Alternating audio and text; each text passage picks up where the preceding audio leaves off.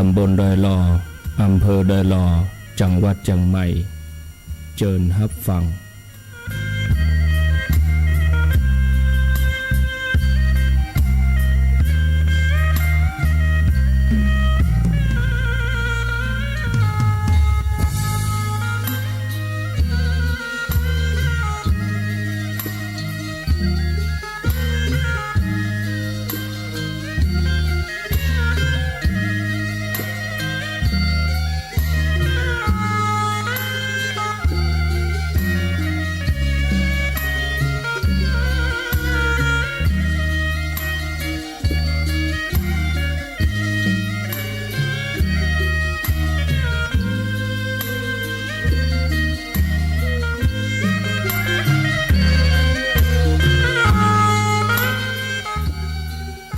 ขอนอบน้อมเอากุณพระแก้วเจ้าทั้งสามประการอันมีพระพุทธพระธรรมพระสงฆ์กุณพ่อกุณแม่กุณครูบาอาจารย์กุณศีลธรรมกรรมฐานจงมาปกห่มรักษาครูบาอาจารย์พระเจ้าพระสงฆ์ทุกรูปปกห่มรักษาปออกแม่ออกศรัทธาด้านสาธุชนคนดีผู้สนใจใฝ่ในธรรมทุกท่านขอถวายความเคารพแสดงความนับถือพระมหาเถระพระเถรานุเถระเจ้าคณะพระสังฆาธิการครูบาอาจารย์เจ้าที่เปิดวิทยุฟังอยู่ที่วัดที่ว่าเวลานี้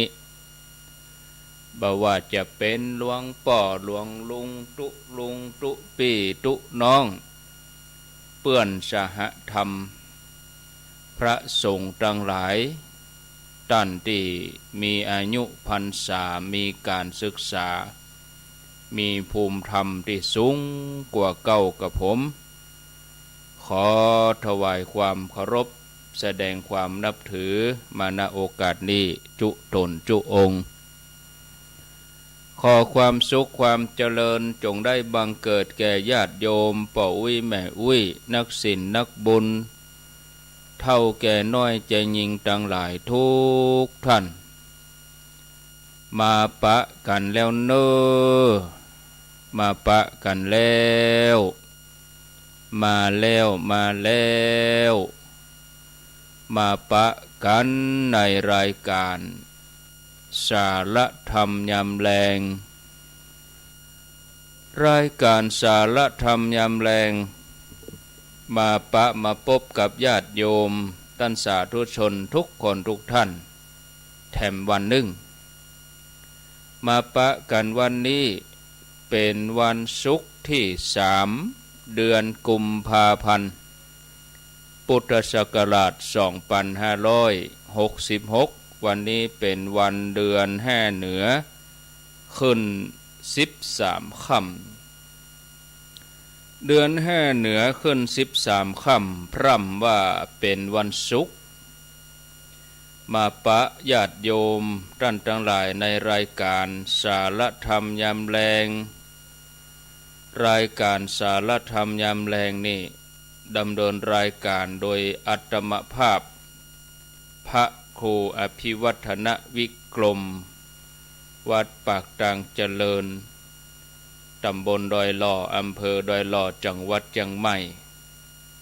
เป็นผู้รับผิดชอบดำเนินรายการมาปะญาติโยมท่านทั้งหลายสัปดาห์ไหนก็มา2 วันพุธแล้วก็วันศุกร์วันจันทร์นี่เป็นท่านชัยวัฒนาคเสโนหรือว่าตุลุงยองส่วนวันพุธก็อาตมาภาพกับท่านพระครูสุเมธธรรมเสวีแต่เนื่องจากว่าช่วงนี้ท่านพระครูเปิ้นจัดปริวาสที่วัดเก่าเจริญธรรมที่จังหวัดพังงาญาติโยมท่านทั้งหลาย อาตมาภาพก็มาปะญาติโยมในวันนี้ก็สัปดาห์ไหนก็มา2 วันญาติโยมวันพุธแล้วก็วันศุกร์ช่วงเดือนกุมภาพันธ์นี่ก็มาอยู่กับญาติโยมตนเดียวท่านพระครูสุเมธธรรมเสวีเปิ้นไปปฏิบัติศาสนกิจก็ทุกวันพุธกับวันศุกร์ถ้าเป็นวันพัดวันพฤหัสบดีอย่างตะวานี่ก็จะเป็นรายการที่วิทยาลัยสงฆ์นครลำปางโดยท่านพระครูสิริธรรมบัณฑิตผู้อำนวยการวิทยาลัยสงฆ์นครลำปางท่านก็จัดรายการ2 ชั่วโมงแต่ว่าญาติโยมก็ได้รับฟังเปิ้นก็สลับมีการเอา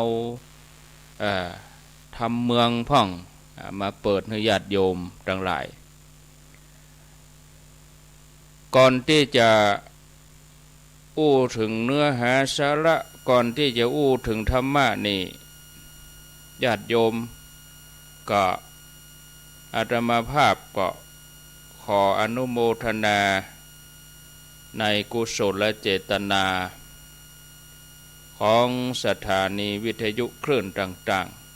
ๆที่เปิ่นได้รับสัญญาณ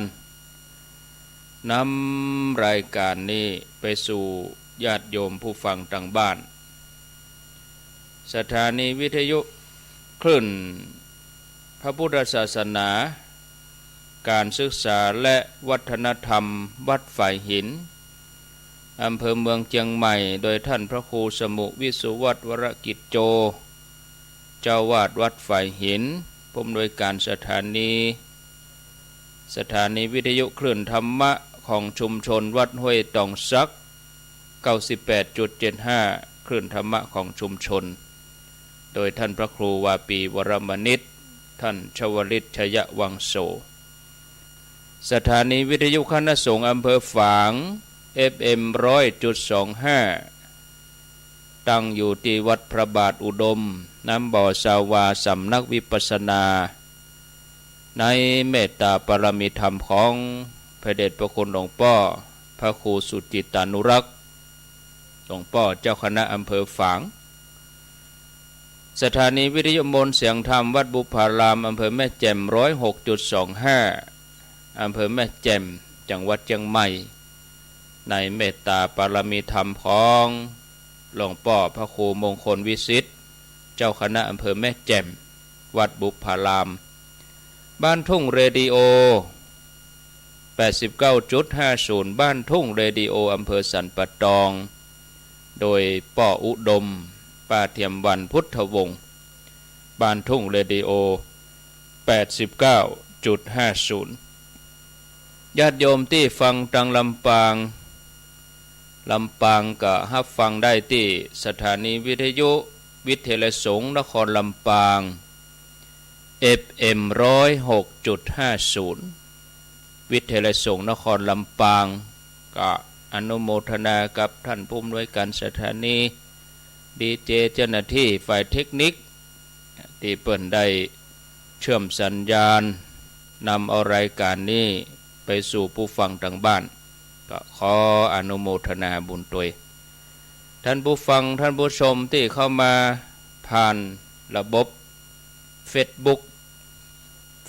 นี่ก็หลายคนหลายท่านขออนุญาตเนาะได้อนุโมทนาได้ตักได้อูกับญาติโยมที่เข้ามาทางระบบ Facebook อย่าสักหน่อย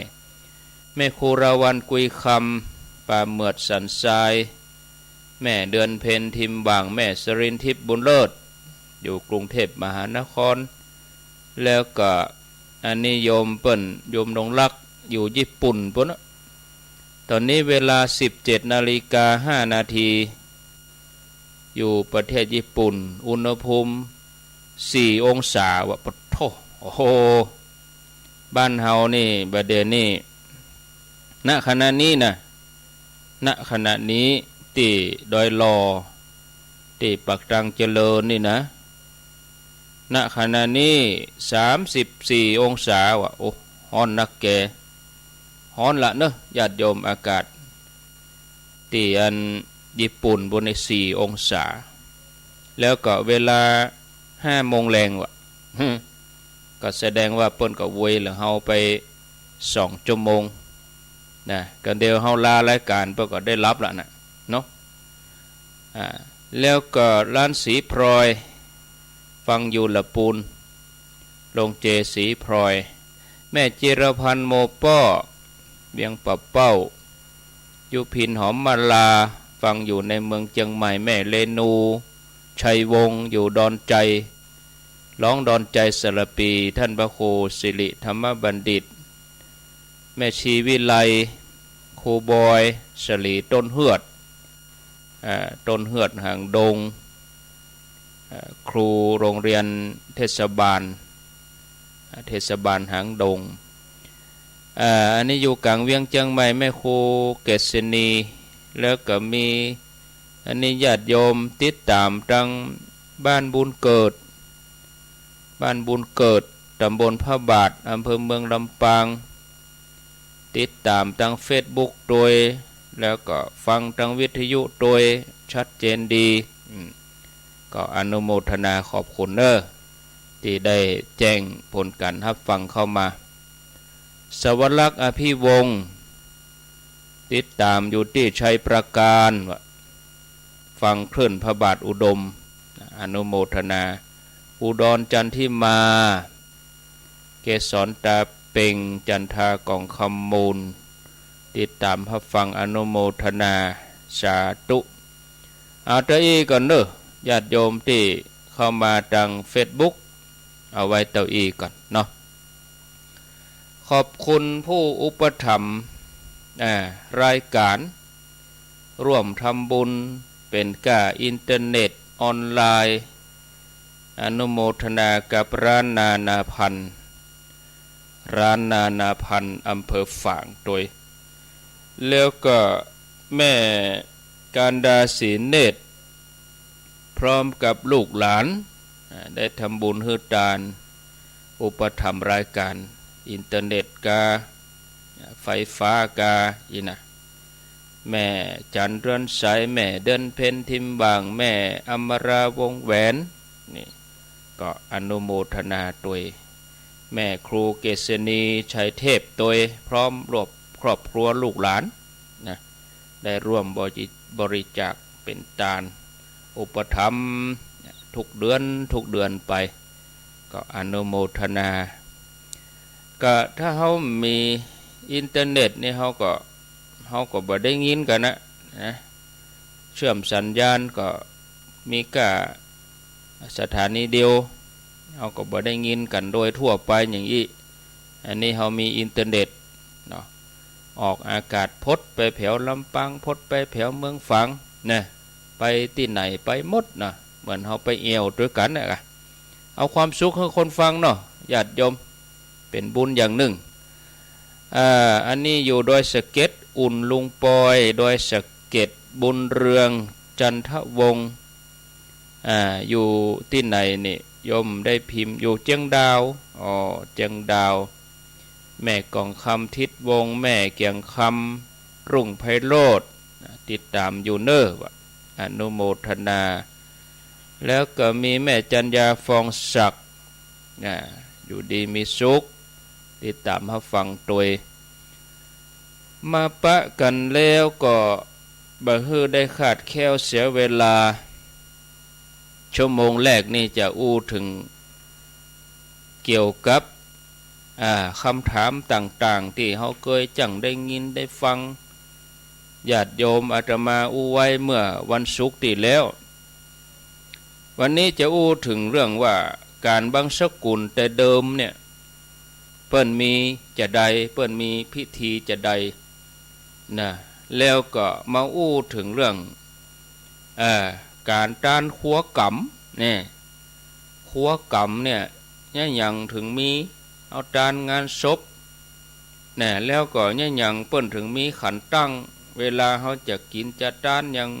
จะสูดจะถอนก็เจริญพุทธมนต์ก็ แล้วก็ในขันตั้งเนี่ยอย่างต้องใจผ้าขาวผ้าแดง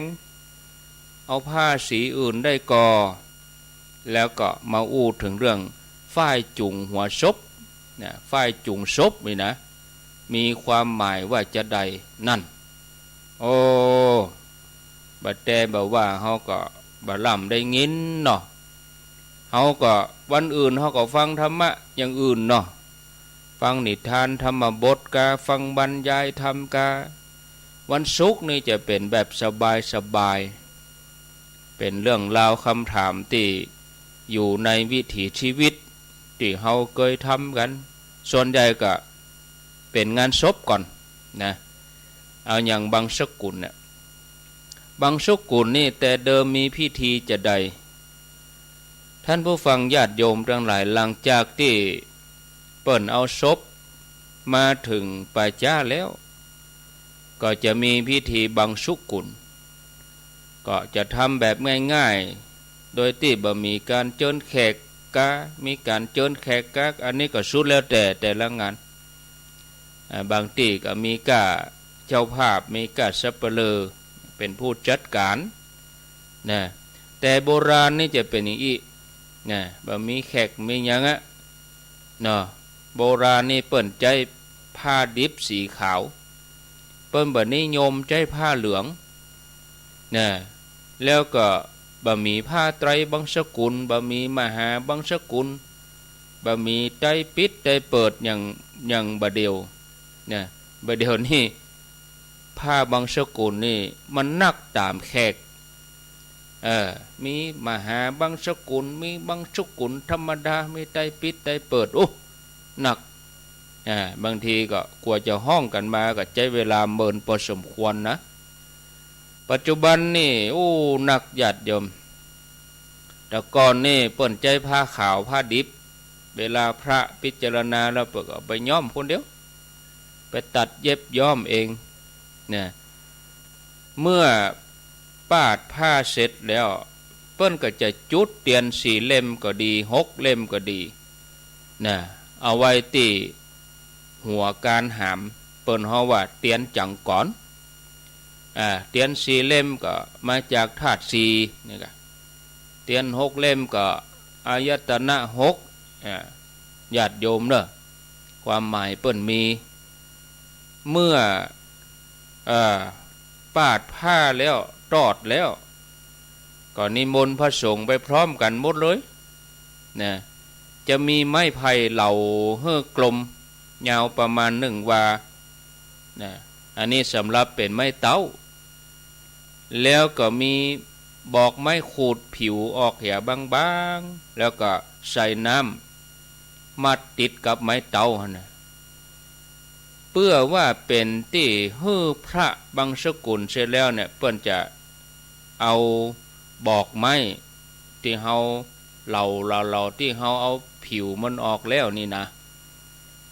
เหลือก็กระบอกไม้บางๆเนี่ยเปิ้นเอาน้ำใส่หั่นแล้วก็กรวดน้ำอุทิศส่วนบุญให้กับคนตายแล้วไม้ยาวมอกวานี่เนาะที่เฮาเอามัดติดกับกระบอกน้ำนี่เนาะเป็นไม้เต้าเนาะตามหีดเก่าโบราณนี่พระสมัยเก่านี่เปิ้นจะถือไม้เต้าไปตามที่ต่างๆอันนี้เป็นธรรมเนียมของพระดังลังกาวงศ์นิกายรามันที่วัดสวนดอกเชียงใหม่อันนี้นะเปิ้นว่าพระลังกาวงศ์นิกายรามันมาตามพระสุมาณเถระแต่พระลังกาวงศ์นิกายสิงหนวัดป่าแดงมหาวิหารของมหายานคัมภีร์นี่เปิ้นบักกรรมไม่เต้านะในมหาจาตุเวสสันดรการมหาราชก็อู้ถึงพิธีศพของปู่พามชูชกเวลาพระนักเทศน์เปิ้นก็เอาเรื่องนี้ไปเนี่ยปู่พามตายพระไปบางสกุลก็เอาไม่เต้าไปด้วยหรอเขาไปได้กุลวาตนหนึ่งดูหลาก นะหันหน้าผากปุ่นไข้หัวมายืนเตรียมผางข้างกองหลัวปุ่นดีไข้หัวนักกว่าเป็นอย่างใดเพิ่นว่าเต็ดไปแล้วก็มีหันแถมบทหนึ่งอุบาสิกาเหยเฮาจักบางสกุลแล้วเนอเอาไม้เต้านี่ต่อยกองหลัวกกกกักกักแน่กำปากก็สวดว่านะโมตสนะโมตาสังกุศลธรรมังอกุศลธรรมังอันนี้มีในกรรมเทศของพระนักเทศมหาจาตุอันนี้ก็เป็นตัวยืนยันนะว่าไม่เต้าเอาไปบางสกุลแล้วประเด็นนี้ก็เปิ้นเอามาติดกระบอกน้ำนี่ญาติโยมท่านสาธุชนก่อนจะเผาศพควรจะอาบน้ำศพก่อนกาจะได้กาสมัยเก่าก่อนนี่จะอาบน้ำศพ2 เตื้อเมื่อตายใหม่อาบน้ำศพแล้วก็โยกใส่ล่องใส่ลงอาบน้ำศพนี่นะตอนนี้ก็ทำด้วยความพิถีพิถันแล้วก็เรื่องโรคภัยไข้เจ็บพ้องเรื่องความสะอาดเรื่องอะไรยังต่างๆนะญาติโยมบัดเดี๋ยวนี้มีแล้วอาบแล้วก็แล้วจะก่อนจะเผาจะมายกลงมาให้มันก็อุจจาตานะเปิ้นก็บ่อาบเอา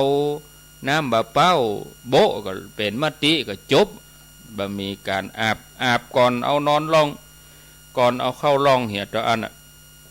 บางศพบัดเดี๋ยวนี้ถ้าเป็นโรคภัยไข้เจ็บโรคระบาดนี่เปิ้นก็บ่อาบเอาใส่กับ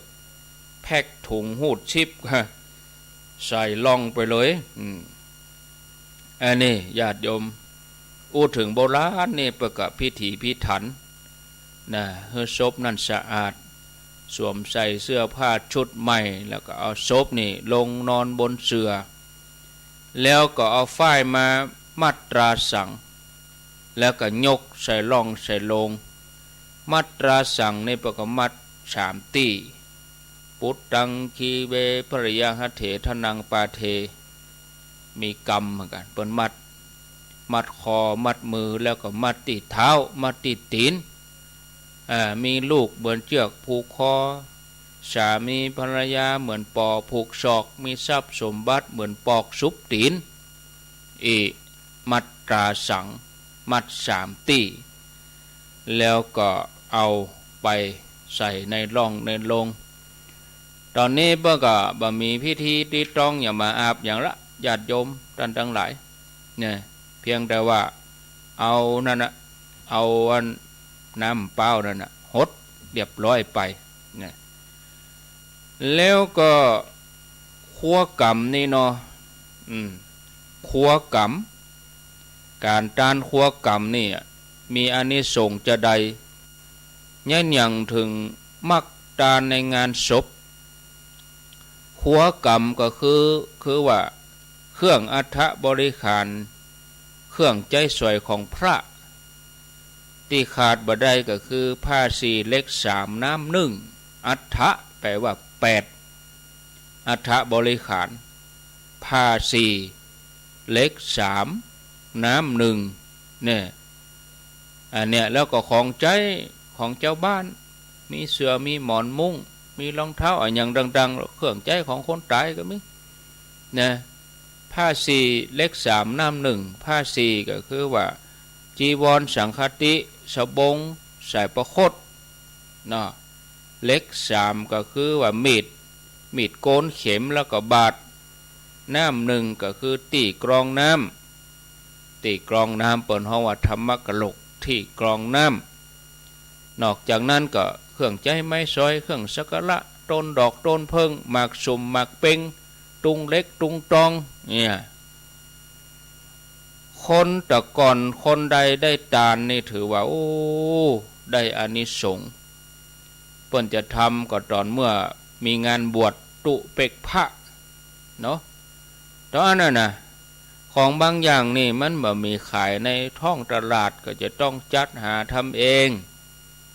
เมื่อได้มาถวายก็ถือว่าโอ้ได้สร้างกุศลใหญ่ อันนี้ยิ่งมีชื่อว่าขัวกำมีคนบอกว่าถวายทานเพื่อให้ผู้ตายในป้นกรรมป้นเวรป้นวิบากก็พยายามถวายฮื้อเนี่ยเพื่อจะได้อานิสงส์อย่างที่ว่ามานี่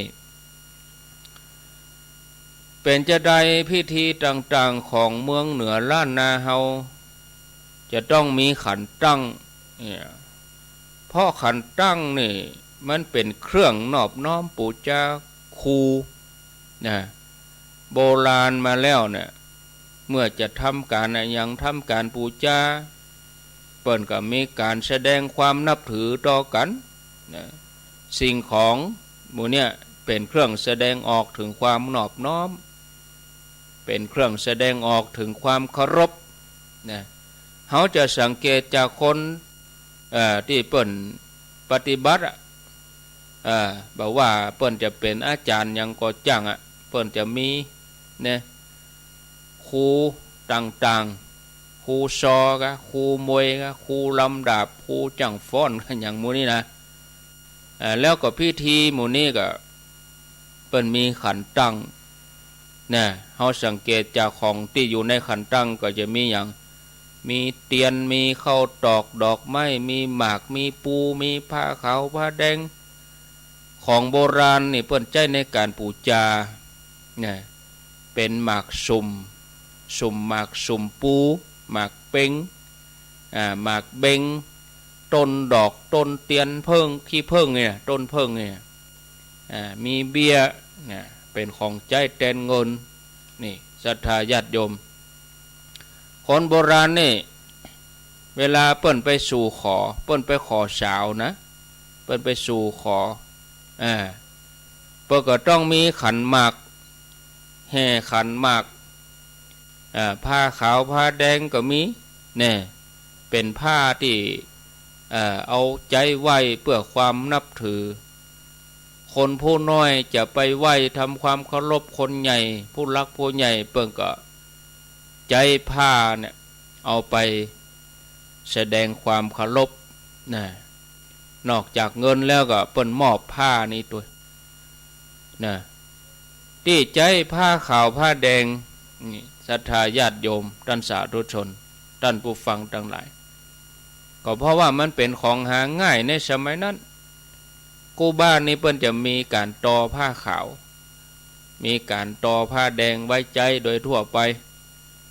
ที่กำหนดผ้าขาว1 อัมผ้าแดง1 หัม1 หัมนี่ก็ประมาณ3 วา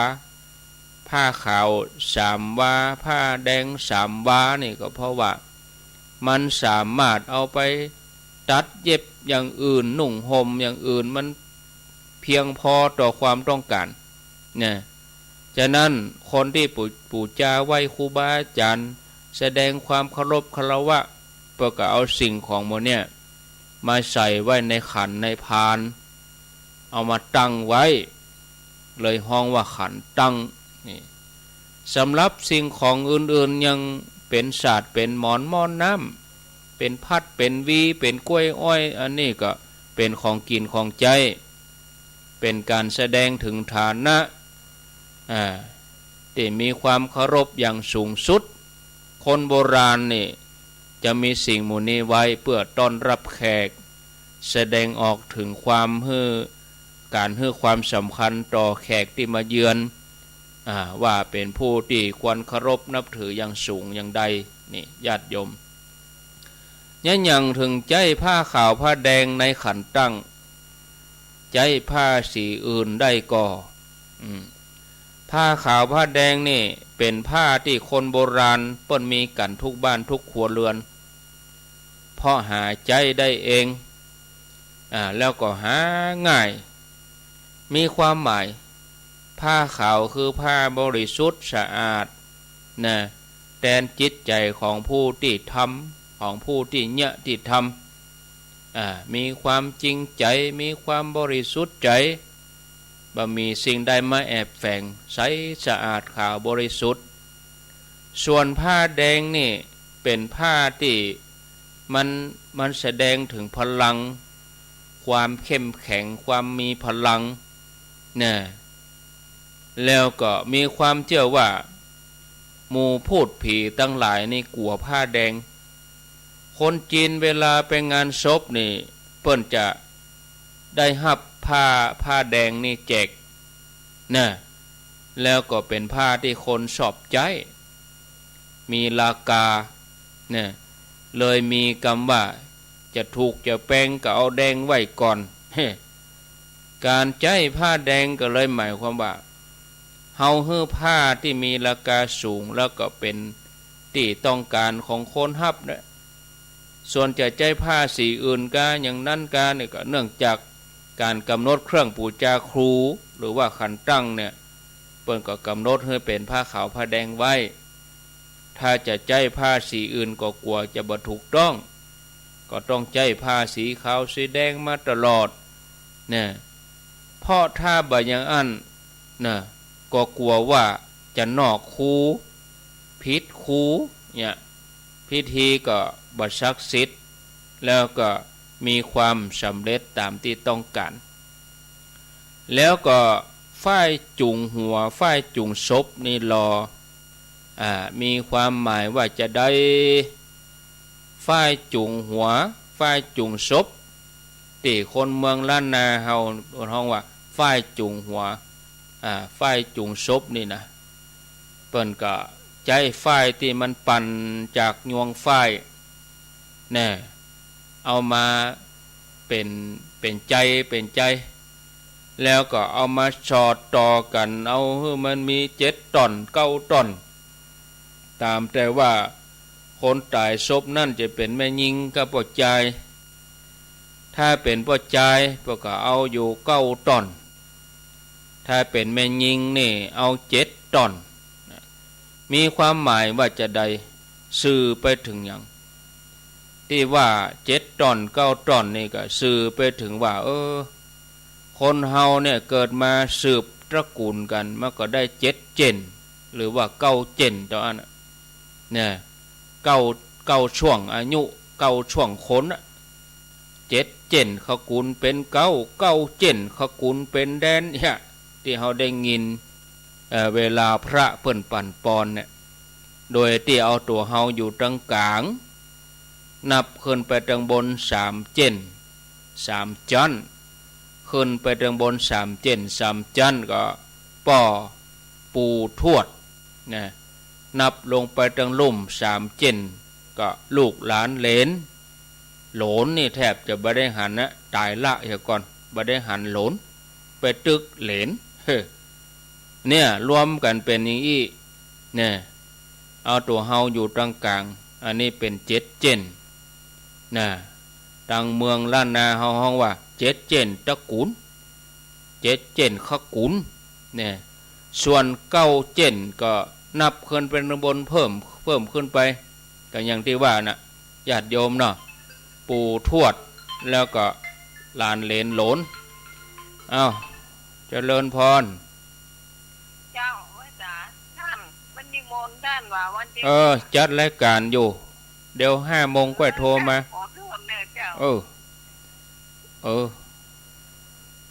นั่นเเปิ้นทำฟังวิทยุกะเนาะมันเป็นยังเปิ้นได้ฟังวิทยุตึกไหนแล้วนี่หลานเหลน7 เจน9 เจนแต่ล้านนานี่เฮานับขึ้นตังบนคือป่ออุ้ยแล้วก็อุ้ยมอนเนี่ยป่อเมาะป่อมอนนี่กะเนาะเจนเมาะเจนมอนยังอู้กันฝ่ายจุงหัวนี่ก็เดิมทีก็ใจจุงศพนะเพราะก็จุงหัวแท้ๆนะเนาะเพราะพิธีการศพคนโบราณนี่เวลาจะทำอันอย่างเกี่ยวกับศพนี่จะทำตรงกันข้ามกับคนธรรมดาทั่วไปอย่างจะนุ่งผ้าหื้อศพแต่ก่อนก็ปกติจะนุ่งปีนนุ่งกับด้านเนี่ยเอาที่มันเป็นบะตอมเนี่ยเอาไว้ตั้งหลังผู้เถียเนี่ยนุ่งหื้อมันปีนมันกับบ่ฮื้อมันเหมือนคนธรรมดามันบ่เปิ้นบ่ฮื้อเหมือนคนทั่วไปปกติ บ่ฮื้อเหมือนคนเป็นนี่เด้อว่าใส่บะตอมเชือกเอาไปใส่ตั้งหลังพุ่นแน่การจะเอาศพเอาผีไปเผาก็เอาตั้งหัวไปก่อนนะคือเอาหัวไปก่อนนะแต่คนปัจจุบันนี่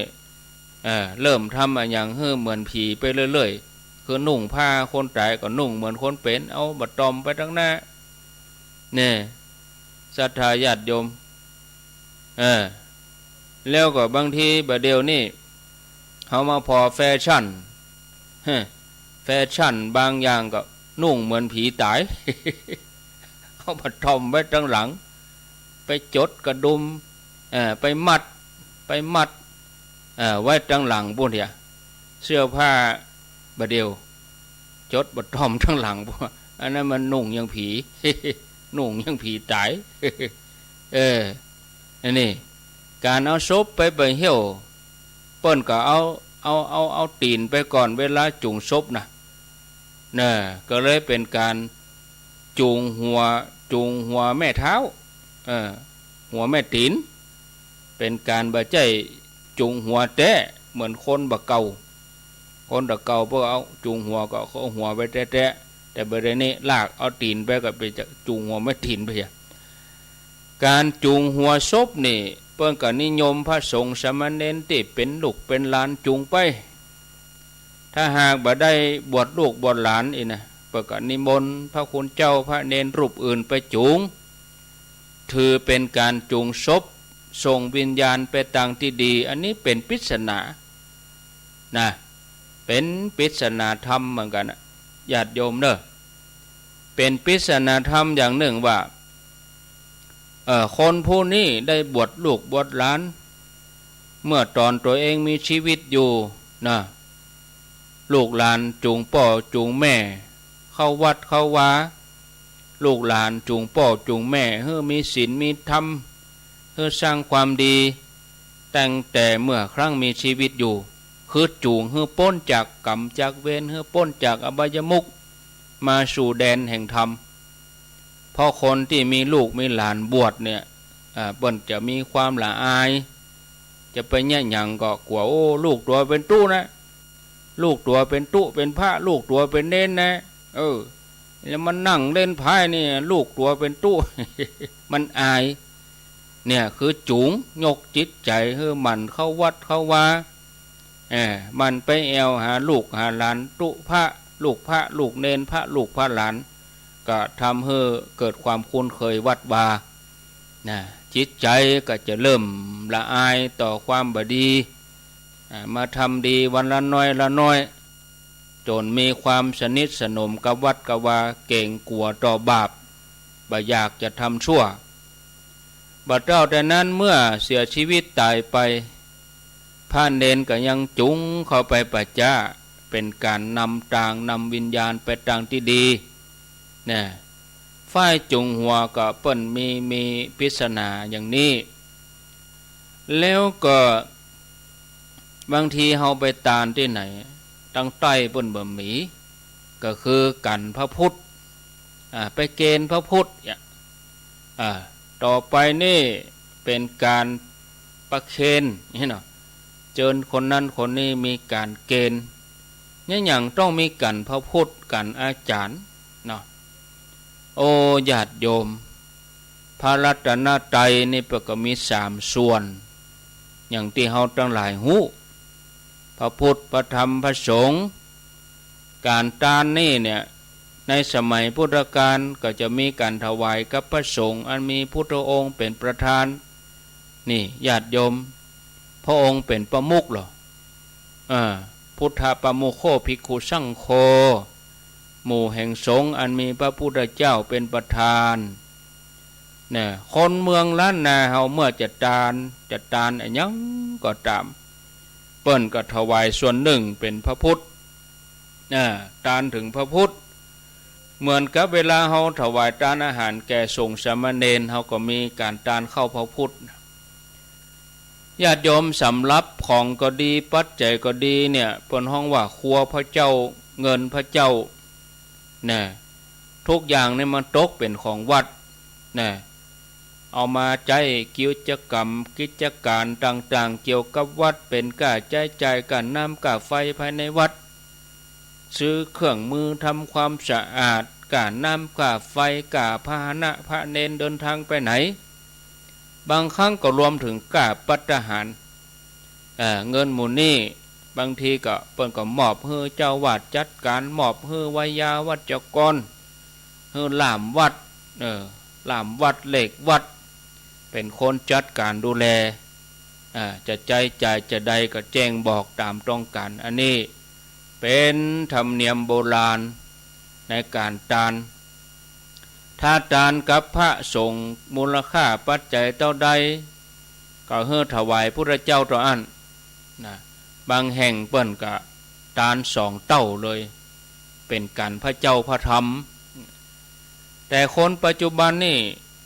กับถวายพระพุทธน้อยกว่าพระสงฆ์บางทีใส่ยอดพระสงฆ์500ใส่พระเจ้า100 เดียวเปิ้นเท่าใดต้องอันเป็นการบ่ถูกต้องนะญาติโยมเพราะพระพุทธนี่ใหญ่กว่าพระสงฆ์ก่อนเหรอเป็นครูของมนุษย์ก่อนนะครูของสงฆ์ทั้งหลายนี่ที่เฮาต้องเคารพบูชาเนี่ยสำหรับอาจารย์วัดนี่ก็หรือว่ามัคคณายกหรือว่าปู่จานอาจารย์วัดนี่เป็นผู้นำทางศาสนพิธีที่ถูกคัดเลือกจากเจ้าบ้านแล้วก็เจ้าวาดยอมรับ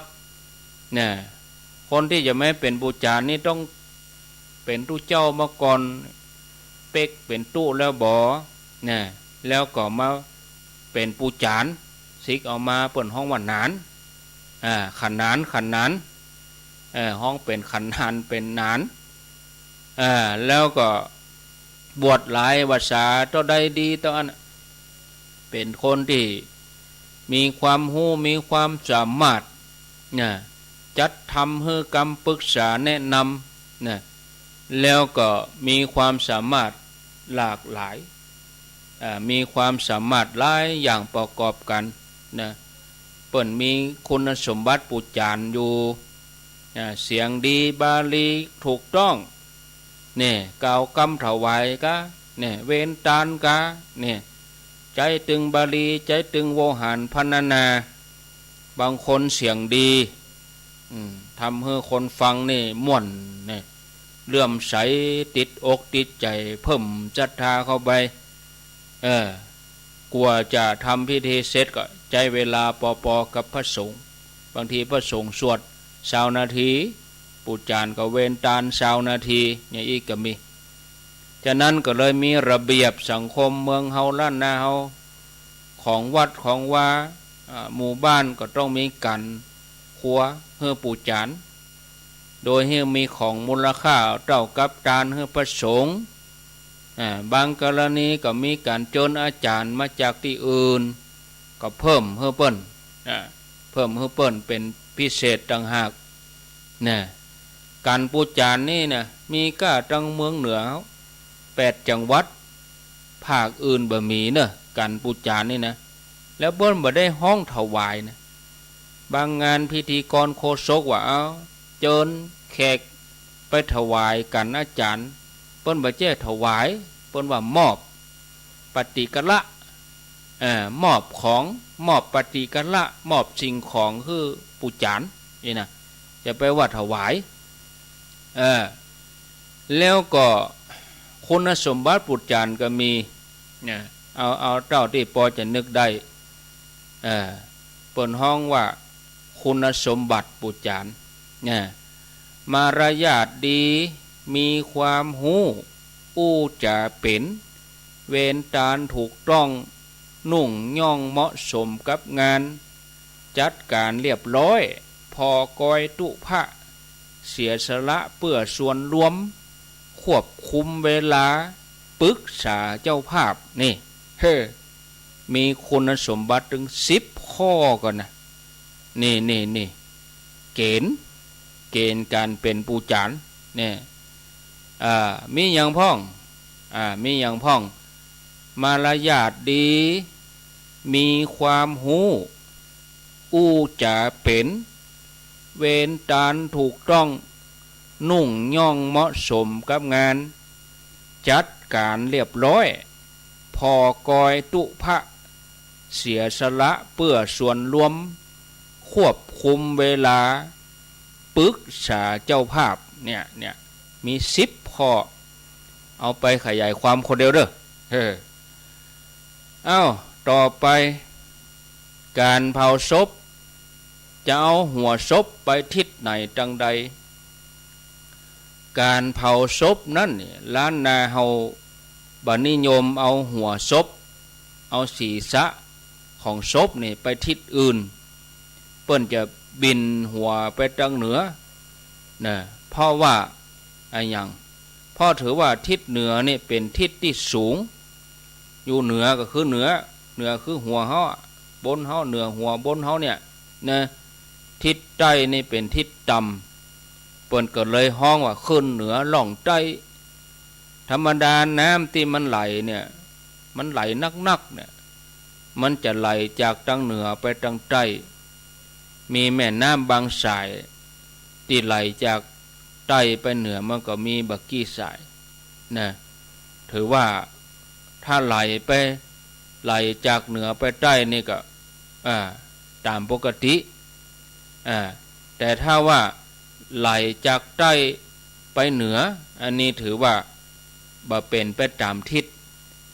มันขืนลักธรรมชาติแม่น้ำเจียงตุงไหลไปทางเหนือเปิ้นห้องไว้แม่น้ำขืนมันขื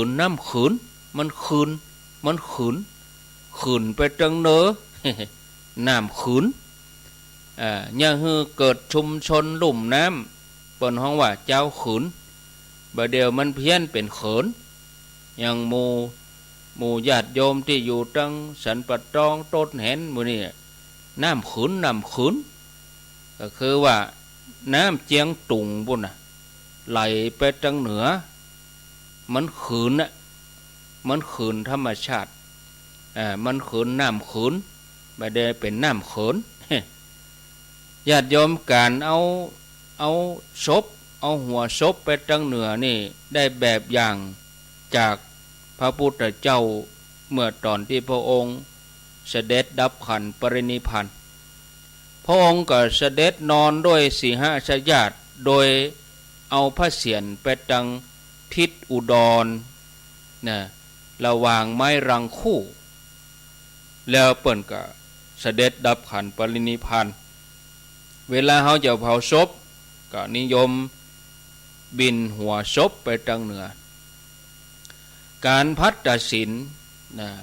ไหว้ศพนี่จะเวียนไปทางซ้ายก็เวียนไปทางขวาก็การพัดตัดสินเพิ่มบ่จะห้องเวียนเทียนนี่ใจกับการพิธีตั้งศาสนาเวียนเทียนมาฆบูชาสารหบูชาปุ่นบางโคศกบางงานว่าขอเชิญญาติพี่น้องมาเวียนเทียนรอบศพมันบ่ถูกต้องห้องว่าพัดตัดสินเนี่ยคือการที่ลูกหลานเอาดอกไม้ธูปเทียนมาประนมมือเวียนรอบศพความจริงถ้าเฮาฮู้ศัพท์ที่มาของศัพท์นี่เปิ้นว่าพัดตัดสินเนี่ยเฮาก็จะบ่มีความสงสัยหยังคำว่าพัดตัดสินก็คือปทักษิณนั่นเองเนี่ยก็คือกรรมที่เพี้ยนมาจากคำว่าพัดทักษิณเนี่ยญาติโยมพัดนี่เป็นกรรมภาษาล้านนาเอาพัดเอาแวดท่านพัดแปลว่าเอาเวียนรอบเกิดอย่างเฮาเข้าพัดเนี่ยเฮาพัดหรือเวียนแวดเอาแวดอันหม้อขังพัดอยู่หั่นน่ะอย่าคำว่าพัดนี่คือมาแวดรอบเวียนรอบทักษิณนี่แปลว่าเบื้องขวาหรือจะห้องแถมอย่างนึงก็ว่าทิศใต้ถ้าเราจะเทียบภาษาไทยก็คือปทักษิณคือเวียนขวาปทักษิณเวียนขวาการปทักษิณเนี่ยก็เป็นการแสดงความเคารพอย่างหนึ่ง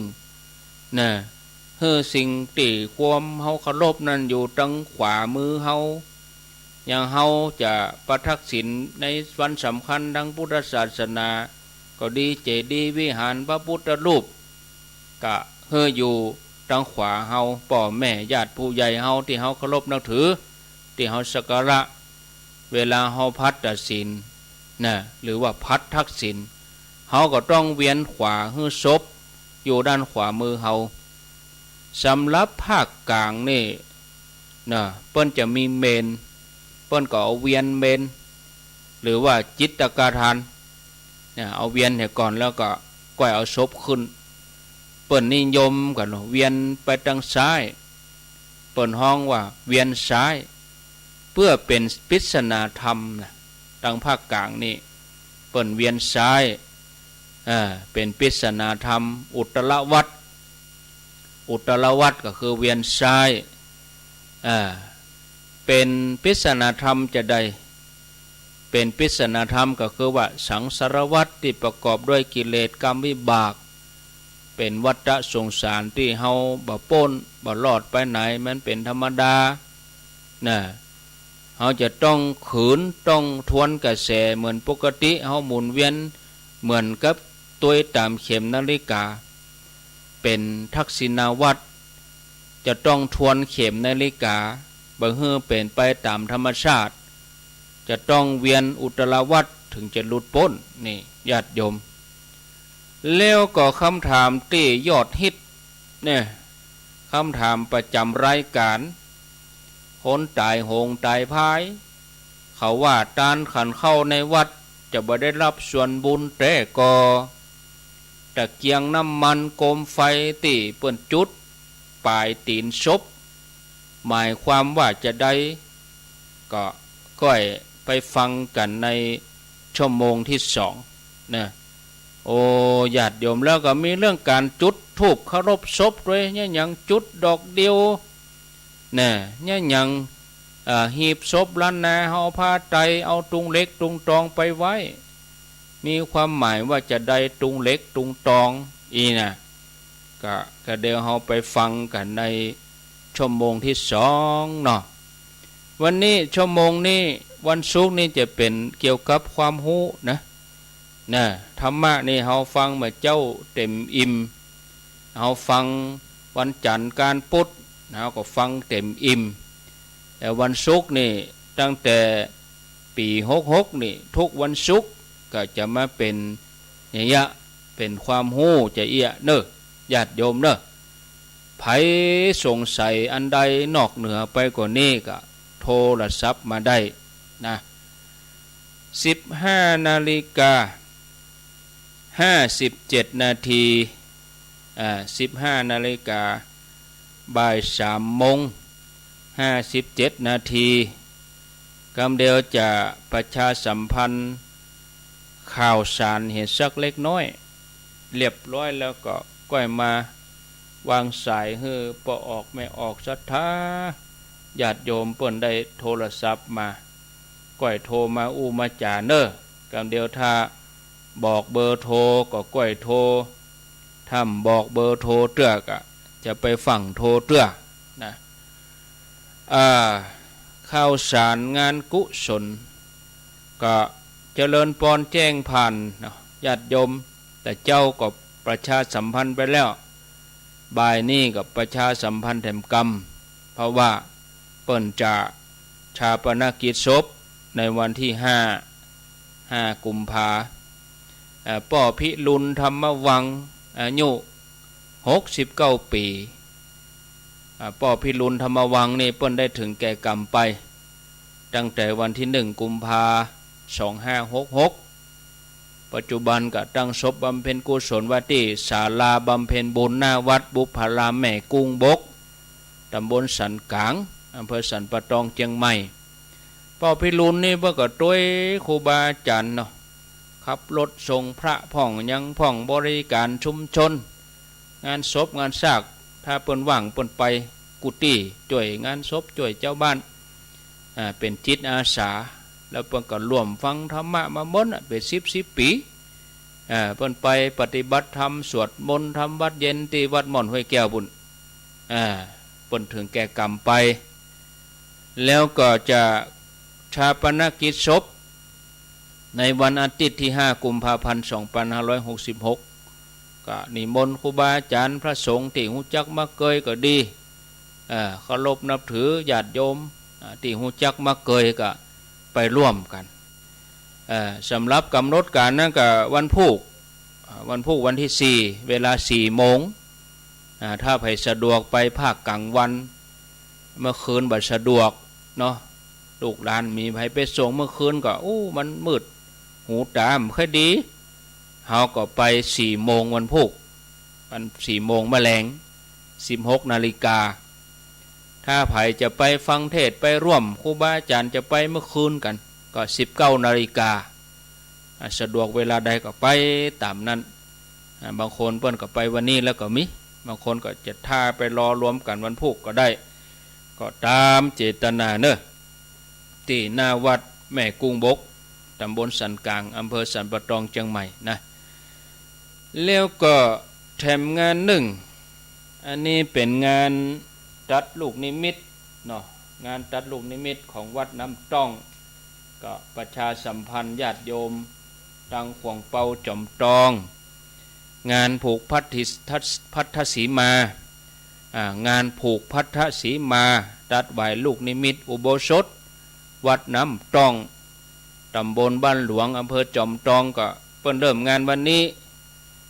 9 โมงเกิงพระสงฆ์เจริญพุทธมนต์ทำบุญทักษิณานุปทานแล้วก็วันที่4วันพุธก็เปิ้นก็เปิดให้ญาติโยมเขาทั้งหลายไปปิดทองลูกนิมิตนะตลอดวันค่ำทำบุญทักษิณานุปทานสมโภชพระพุทธรูปโดยในคืนวันที่4คือวันพุธแล้วก็วันที่5นี่ก็ขอเจริญพรเด้อเปิ้นจะตัดไหวลูกนิมิตผูกพัทธสีมานะที่วัดน้ำต้องตำบลบ้านหลวงอำเภอจอมตองนะขอเชิญชวนญาติโยมท่านสาธุชนทุกคนทุกท่านด้วยนะหมดแล้วข่าวประชาสัมพันธ์ก็มีวันพุธนี่ก็เหมือนกันวันพุธวันฮือนี่วันที่5นี่ก็งานประเพณีที่วัดฟ้าหลังงานประเพณีส่งน้ำพระธาตุวัดฟ้าหลังไหว้สาปรมีครูบาอินโทวัดฟ้าหลังวันที่5 กุมภาพันธ์ก็เชิญชวนญาติโยมท่านสาธุชนท่านทั้งหลายทุกคนทุกท่านนะอยู่ใกล้ที่ไหนก็ไปทำบุญนะตามวาระโอกาสตามความสะดวกโทรมาไผอยู่ที่ไหนตั้งใดโทรศัพท์มาก่อนที่จะบอกเบอร์โทรอันนี้ก็ตักญาติโยมตังระบบเฟซบุ๊กตะกี้ค้างไว้หลายท่านหลายคนหลายท่านหลายคนตึกไหนตะกี้ตึกแม่เพ็ญศรีประเสริฐสังอนุโมทนาตึกที่แม่เกียงคำรุ่งไพโรจน์แล้วก็เริ่มนี่เลยแม่โยมพิสมัยเขื่อนคำแสนย่ำบอกเบอร์โทรเด้อใจเย็นๆอันนี้ติดตามอยู่ลำปางแม่พิสมัยเขื่อนคำแสนแล้วก็พัชรินทร์สุกันโทฟังอยู่ที่หน้าค่ายป.7อนุโมทนาสุจิตาใจพมาพิมพันธ์พิมพ์สมุทรพระครูนัทพรหมเสนนัทพรหมเสนแล้วก็สุภาพรอุปนันทะแม่เอ้ยสุติวงศ์สะเดากลางดงดาวใจทาแสงยายน้องมีนาแม่ครูพลพิษทิพฤกษ์ยายวันน้องสงกรานต์เชิดฉายกันทอินแล้วก็มีศรีธรเปรมจิตชัยประการฟังจากพระบาทอุดมนงครานมุ่งวิชาน้องกำไลกัญญาภักดิ์รัตนาพรอนุพันธ์นุชดาพรอุปนันท์ดุสิตกิ่งเพชรแล้วก็มีบัวตองอินสุวรรณขออนุโมทนาเนาะโทรมาเลยบอกเบอร์โทรเลย0998366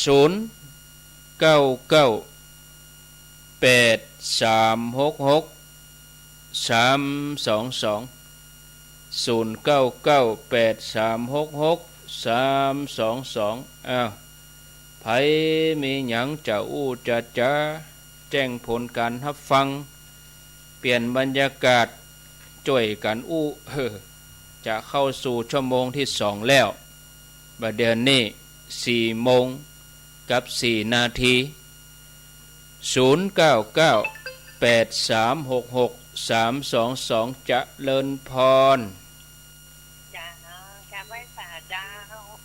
อ้าวโทรจากไหนบ้านใหม่อังคลาขอให้วัดพระสงฆ์สักดิ์เออเมินล่ำได้โทรเนาะเจ้าไม่ใช่แล้วว่าเสียนสลากศพที่เพิ่นบอกว่าเสียบจูงเจ้าว่าบางคนเพิ่นก็ว่าจะไปข้ามบางคนก็ว่าจะไปเอาลอดเสียบันบดีจะได้เจ้าเคยอยู่ไว้เจ้าจ้าโมทนาจะไว้สาเจ้าสาธุอ้าว0998366322อ้าวมีก็เข้ามาแจ้งผลการรับฟังก็โทรเข้ามาคำถามก็ได้เดี๋ยวก็จะได้อธิบายอยู่ที่ไหนจังใดโทรเข้ามาพื้นที่ในจังหวัดใด0998366322เจริญพรปิดวิทยุเดี๋ยวก่อนปิดวิทยุก่อนเด้อปิดวิทยุแล้วก็อู้กับโทรศัพท์ปิดวิทยุก่อนเนาะเจริญพรครับโทรจากไหนโทรจากแม่วางครับที่ไหนก็โทรจากแม่วางครับแม่วางว่าจะได้ถึงชัดเจนหมดเลยเนาะม่วนดีครับผมบ้านหยังแม่วางอยู่บ้านหยังอยู่ตัวอำเภอนี่ครับติดตามไปเรื่อยๆเนอะครับผมอนุโมทนาแม่วางเจริญพรเจริญพรติดแล้วจะไว้ทางทางก็ครูครับป้อนนานกะครับแต่แรกครับเขาลำลำดีเนอะอร่อยดีจับดีอร่อยดีเหรอเข้าท่าดีกินแล้วก็เอากับเข้านะกับเข้าถูกใจฟังอยู่บ้านเนาะป้อนนานเนาะสาธุเนอะสาธุป้อนนานนี่อายุย่าง92แล้วย่าง92เจริญพร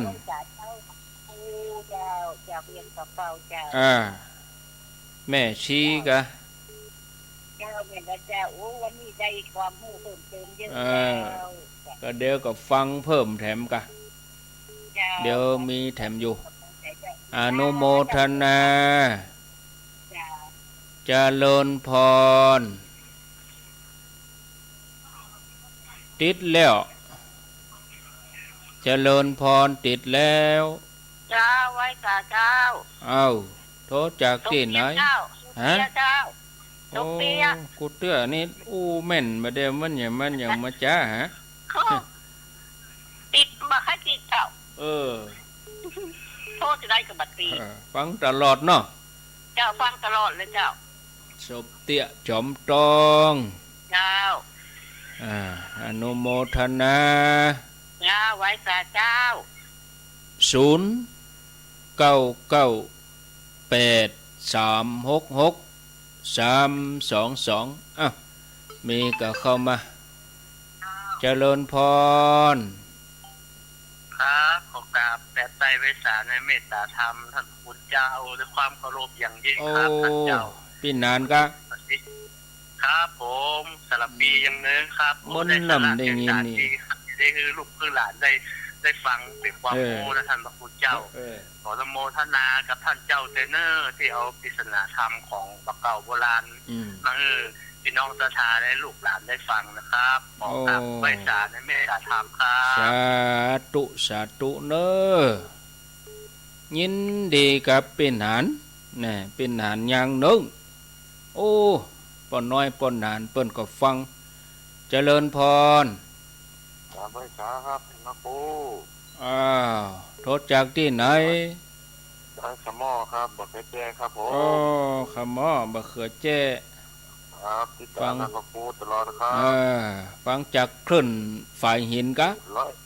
ครับผม104ครับดีแล้วกะดีครับผมยินดีเนอครับผมโมทนาสาธุสาธุเอาได้เห็นโหลเนาะเจริญพรลำปางอย่างดักชิปเจริญพรพระเจ้าโทษจากที่ไหน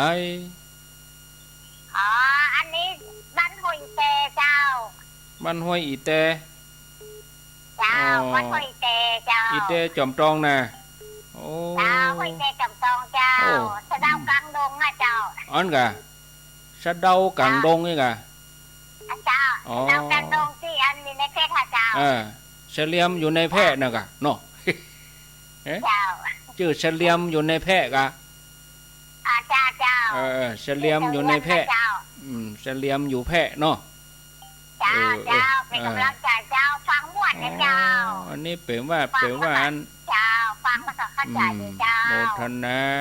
นี่เปลว่านามเปิ้นกะเจ้าเจ้านามเปิ้นนามเรียกขานเปิ้นเฉลียมอยู่ในแพะเป็นอย่างเฉลียมในแพะสะเดากลางดงอีกว่า0998366322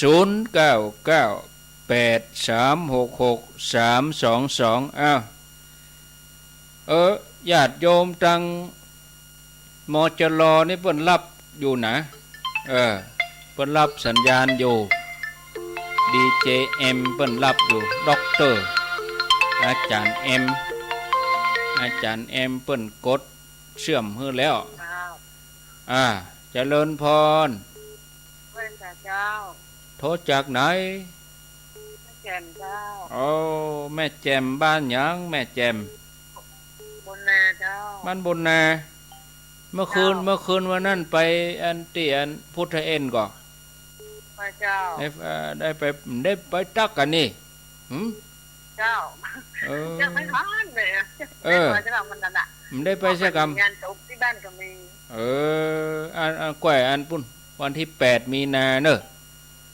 ที่อันบ้านแม่วาก8มีนานี่จะไปบ้านแม่วากแห่งกรรมวัดแม่วาก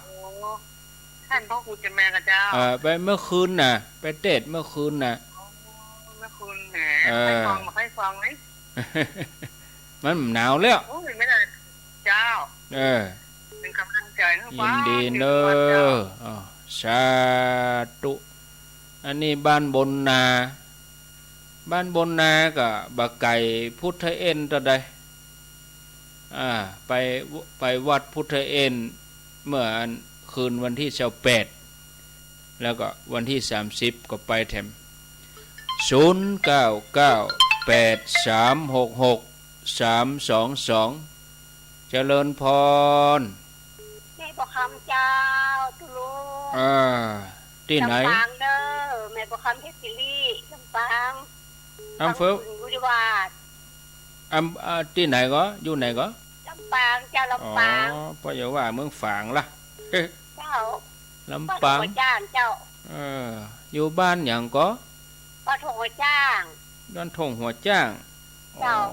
ที่พระอาจารย์คุณชาติด้วยเจ้าตรงหัวจ้างลำปางนะเจ้าได้ยินทีก็หมอนดีเด้อหมอนดีเนาะเจ้าอยู่ดีมีสุขเจ้ามาเหี่ยสายก็ยังแควนอยู่แถม2ท่านฮับตึก4:15ฮับตึก 16:15 4:15 มีก็เข้ามาแถม0998366322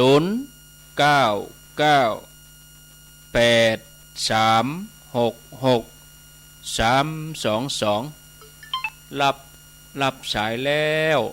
เจริญพรรับแล้วเนอะติดแล้วเจริญพรติดแล้วโอ้โลละอยู่ในโทรศัพท์ปุ่นแล้วเอาขออนุญาตวางสายนี้สายใหม่มาเจริญพรเจ้าไว้สายเจ้าท่านพระครูโทษจากท่านพระครูโทษจากไหนนั่นอย่างอันเนาะเอาเจริญพรโทษจากไหนโทษจากที่ไหนจากแม่แตงแม่แตงบ้านหยังแม่แตงบ้านสันปะยังได้ยินทีก็ครับผมสันปะยังแม่แตงปุ่นนะครับผมสันปะยังแม่แตงครับฟังขึ้นฝ่ายหินนี่กะครับผมนะครับฟังถึงวันก่อนนี่ฟังถึงวันครับมาเจ้าเนาะมาเจ้าฟังก่อมาเจ้าผมขอลำได้ฟังครับอาจารย์เพราะว่าผมเตือนมากับนั้นจะฟังนะครับเฮาลูกเจ้าขอคอยสบายกับผมเป็นพิการทางสายตาด้วยครับอายุเท่าใดอายุ48ครับผมคือกำลังใจเนอะครับผมกำลังใจครับบุญกรรมบุญจูเนอะอยู่แม่แตงเจริญพรโอ้อันนี้ฟังใต้ฟังเหนือยังไง เวลาโทรมานี่จะไปเปิดวิทยุดังกะเจริญพรนมัสการพระอาจารย์เจ้าโทษจากไหนจากศรีหมดเก้าจังหวัดลำปางเจ้าอันกาโทรมาพ่องกาสีหมดเก้ากำลังฮดน้ำนักอยู่เสร็จแล้วก็โทรมาหากดตันกะกดตันเขาเนาะตันเขาเจ้ากดหลายรอบแล้วมาตันเขาเป็นยังเนอะยินดีเนอะยินดีมีสุขสาธุเอาเจ้าอีก่อนเนอะโยนมาในอินดูเนอะบุญมายุนเจริญพรกราบนมัสการเจ้าโทษจากไหนจากบ้านบุญเกิดตำบลพระปาดอำเภอลำปางเจ้าบุญเกิดลำปางนึกว่ามีแล้วก็พี่น้องลำปางมาอยู่แล้วได้ยินอยู่เนาะยินดีเนอะบ้านบุญเกิดบ้านเกิดบุญเจริญพรนมัสการเจ้าท่านโทษจากลำปางเนอะมาแล้วมากืนเมื่อรุนนี่ได้แม่ฟังตลอดเลยท่านแม่โกดปัตตันเจ้าอยู่บ้านไหนแม่วันเพ็ญโยซีเจ้าอยู่ปัญจูนะเจ้าเกาะขาเจ้าเกาะขาเนาะได้ปะกันละกันได้ปะกันละก้านี่ได้ปะกันหรือยังแม่ยังไม่ได้ปะวันนั้นท่านมาที่มจรกับเจ้าแม่ไปมจรไปเช้า7เช้า8ได้ไปสักกรรมแม่ไปเช้า8เจ้าไปคือจะตาเจ้าก็โอกาสหน้าเนาะโอกาสหน้าสาธุแม่เป็นกำลังใจด้วยนะอยู่ดีมีสุขเอาแล้วเนาะเอาเจออีกก่อนเนาะพอ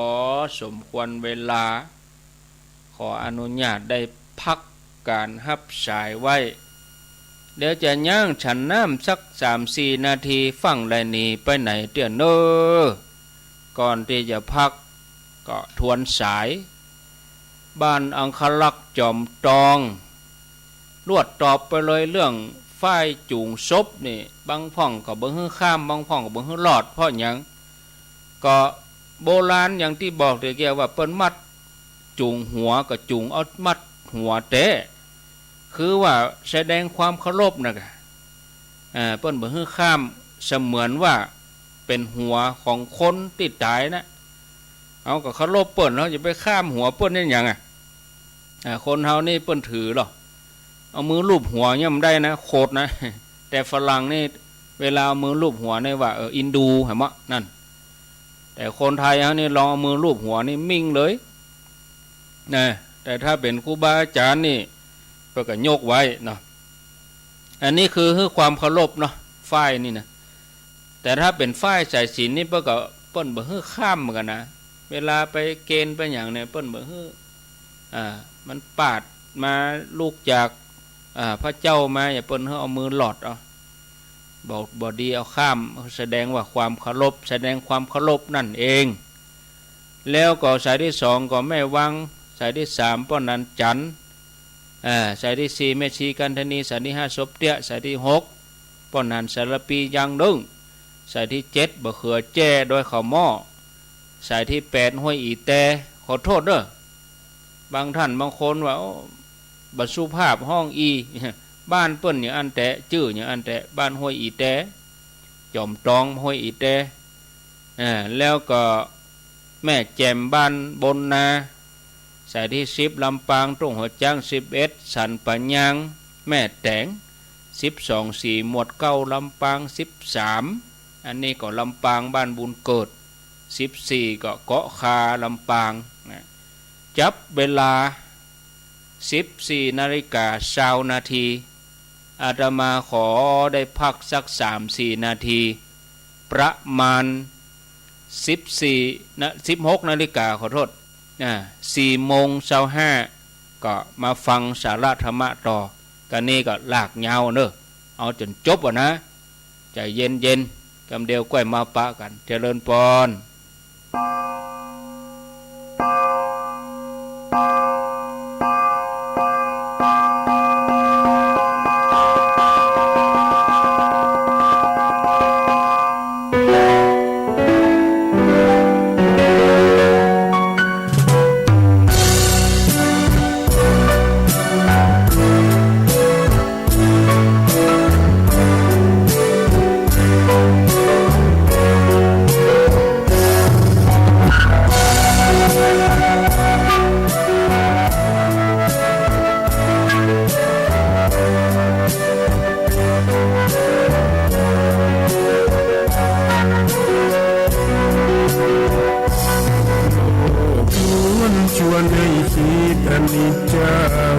ทุกสิ่งให้ยั่งยืนที่เรา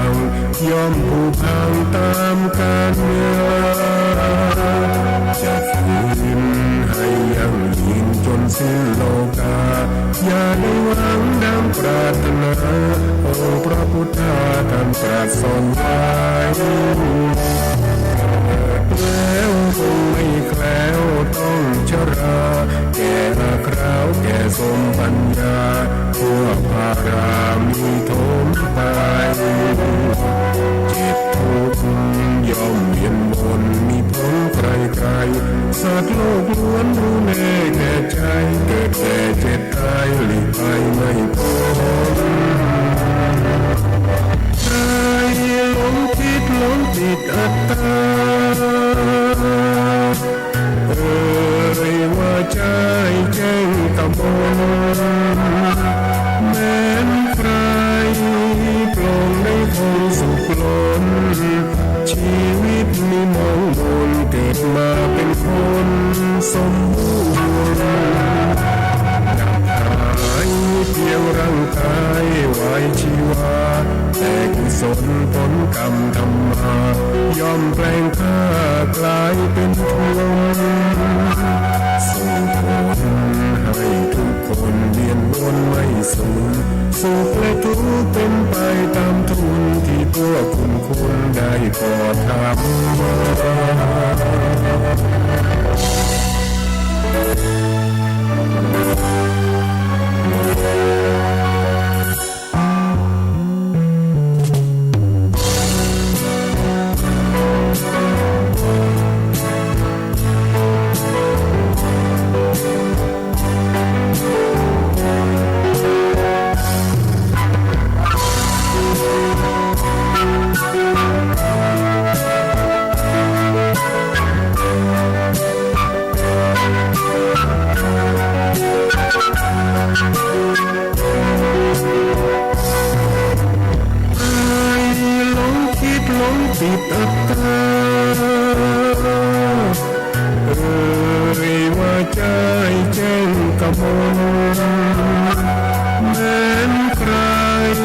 ปลงได้คงสุขล้นชีวิตมีมองบนเกิดมาเป็นคนสมบูรณ์ดับหายเพียงร่างกายไว้ชีวาแต่กุศลผลกรรมทำมาย่อมแปลงค่ากลายเป็นทุนส่งผลให้ทุกคนเวียนวนไม่สูญสุขและทุกข์เป็นไปตามทุนที่พวกคุณได้ก่อทำมา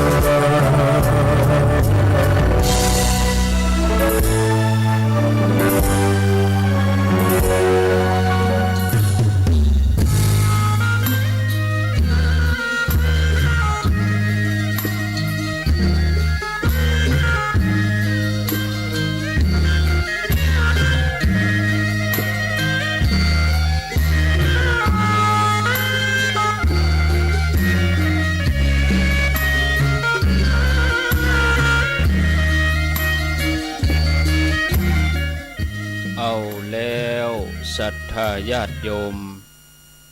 ท่านสาธุชนทุกคนทุกท่านขณะนี้เวลา 16:25 นาที4 โมงกับ25 นาที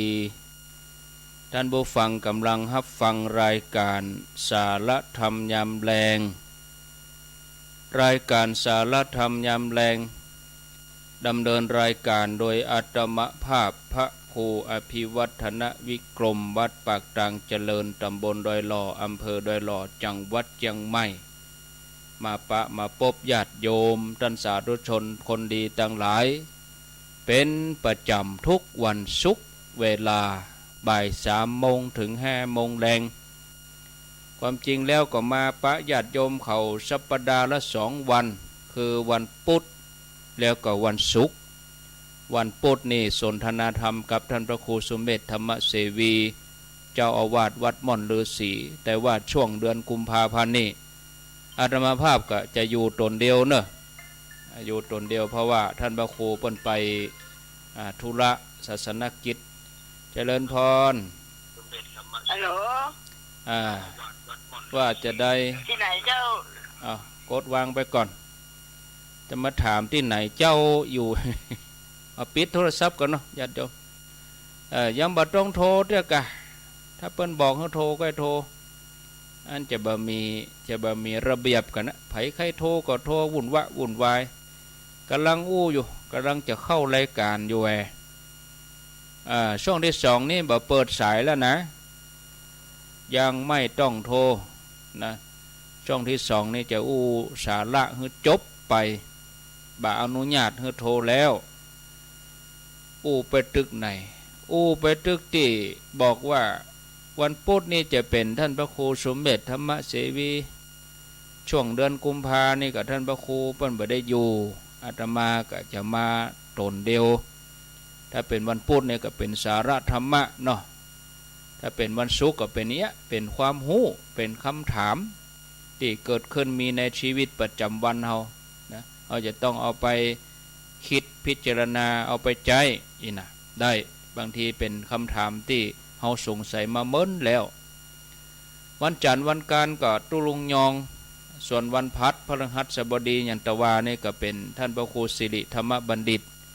ผู้อำนวยการวิทยาลัยสงฆ์นครลำปางมาปะกันแล้วแถมเกิงชั่วโมงสุดท้ายคำถามว่าคนตายโหงตายพายเขาว่าด้านขันเข้าในวัดจะบ่ได้รับกาคนตายโหงตายพายนี่เปิ้นฮ้องว่าตายพิษธรรมชาติตายบ่ปกติคำบักเก่าโบราณว่าตาย5ตายโหงตายทั้งกลมตายพายนะตายผ้าตายเสือคบ ตายตกต้นไม้อันเนี้ยตายอย่างนี้เนี่ยเปิ้นฮ้องว่าตายชนิดนี้เป็นนั่นตาย5ถ้าตาย5นี่เปิ้นฮ้องว่าตายโรคระบาดถ้าตายโหงก็คือตายโหงตายพายตายโหงตายพายก็ตายเปิ้นฆ่าตายเสือคบตายตกต้นไม้อันนี้เป็นตายโหงถ้าตาย5ขอโทษเด้อ ตายห้าก็ตายห้าแล้วเฮา ตายห้าเนี่ยคือตายโรคระบาดแน่ญาติโยมปนห้องว่าผีห้าลงตายโหงก็คือตายอุบัติเหตุตายถูกอาวุธตายเกิดลูกตายพายตายเมื่อเกิดลูกแล้วก็อยู่บ่เมินบ่นานก็ตายไปถึงสี่อย่างนี่คนโบราณเปิ้นหันสภาพศพก็คือมันสังเวชน่ากลัวมันเป็นอุจจาระมีเลือดมีนองมีน้ำเมือกไหลออกมาน่ะหน้าขยะขยงเพิ่นก็นึกจินตนาการว่าผีตายอย่างเนี้ยบดีเข้าวัดเพราะว่าวัดเนี่ยเป็นสถานที่ศักดิ์สิทธิ์เป็นสถานที่สะอาดบริสุทธิ์เป็นที่อยู่ของแก้วทั้งสามคนมีเลือดตกยางออกก็บ่คือเข้าวัดเนี่ยศรัทธาญาติโยมคนตายที่มีเลือดเป็นคนที่ลูกหลานเปิ้นบางทีก็ขาดความรู้ขาดพิจารณญาณเลยไปเหมาเอาว่าผีตายอย่างอี้เข้าวัดบ่ได้การต้านของเฮ้อก็บ่ได้รับอันนี้คือความเข้าใจผิดเนี่ยเป็นความคิดไปเองเนี่ยศรัทธาญาติโยมเกิดว่ารูปกับนามเป็นอันเดียวกันร่างกายนี่เป็นรูปมีเลือดมีสีเลือดเน่าเหม็นก็บ่ควรเอาเข้าไปคนทั้งหลายก็จะเกิดจะอีอันนี้วิญญาณนี่เป็นนามธรรมหรอละจากรูปก็ไปเป็นนามนะศรัทธาญาติโยมจิตวิญญาณก็ไปได้กุฏิกะ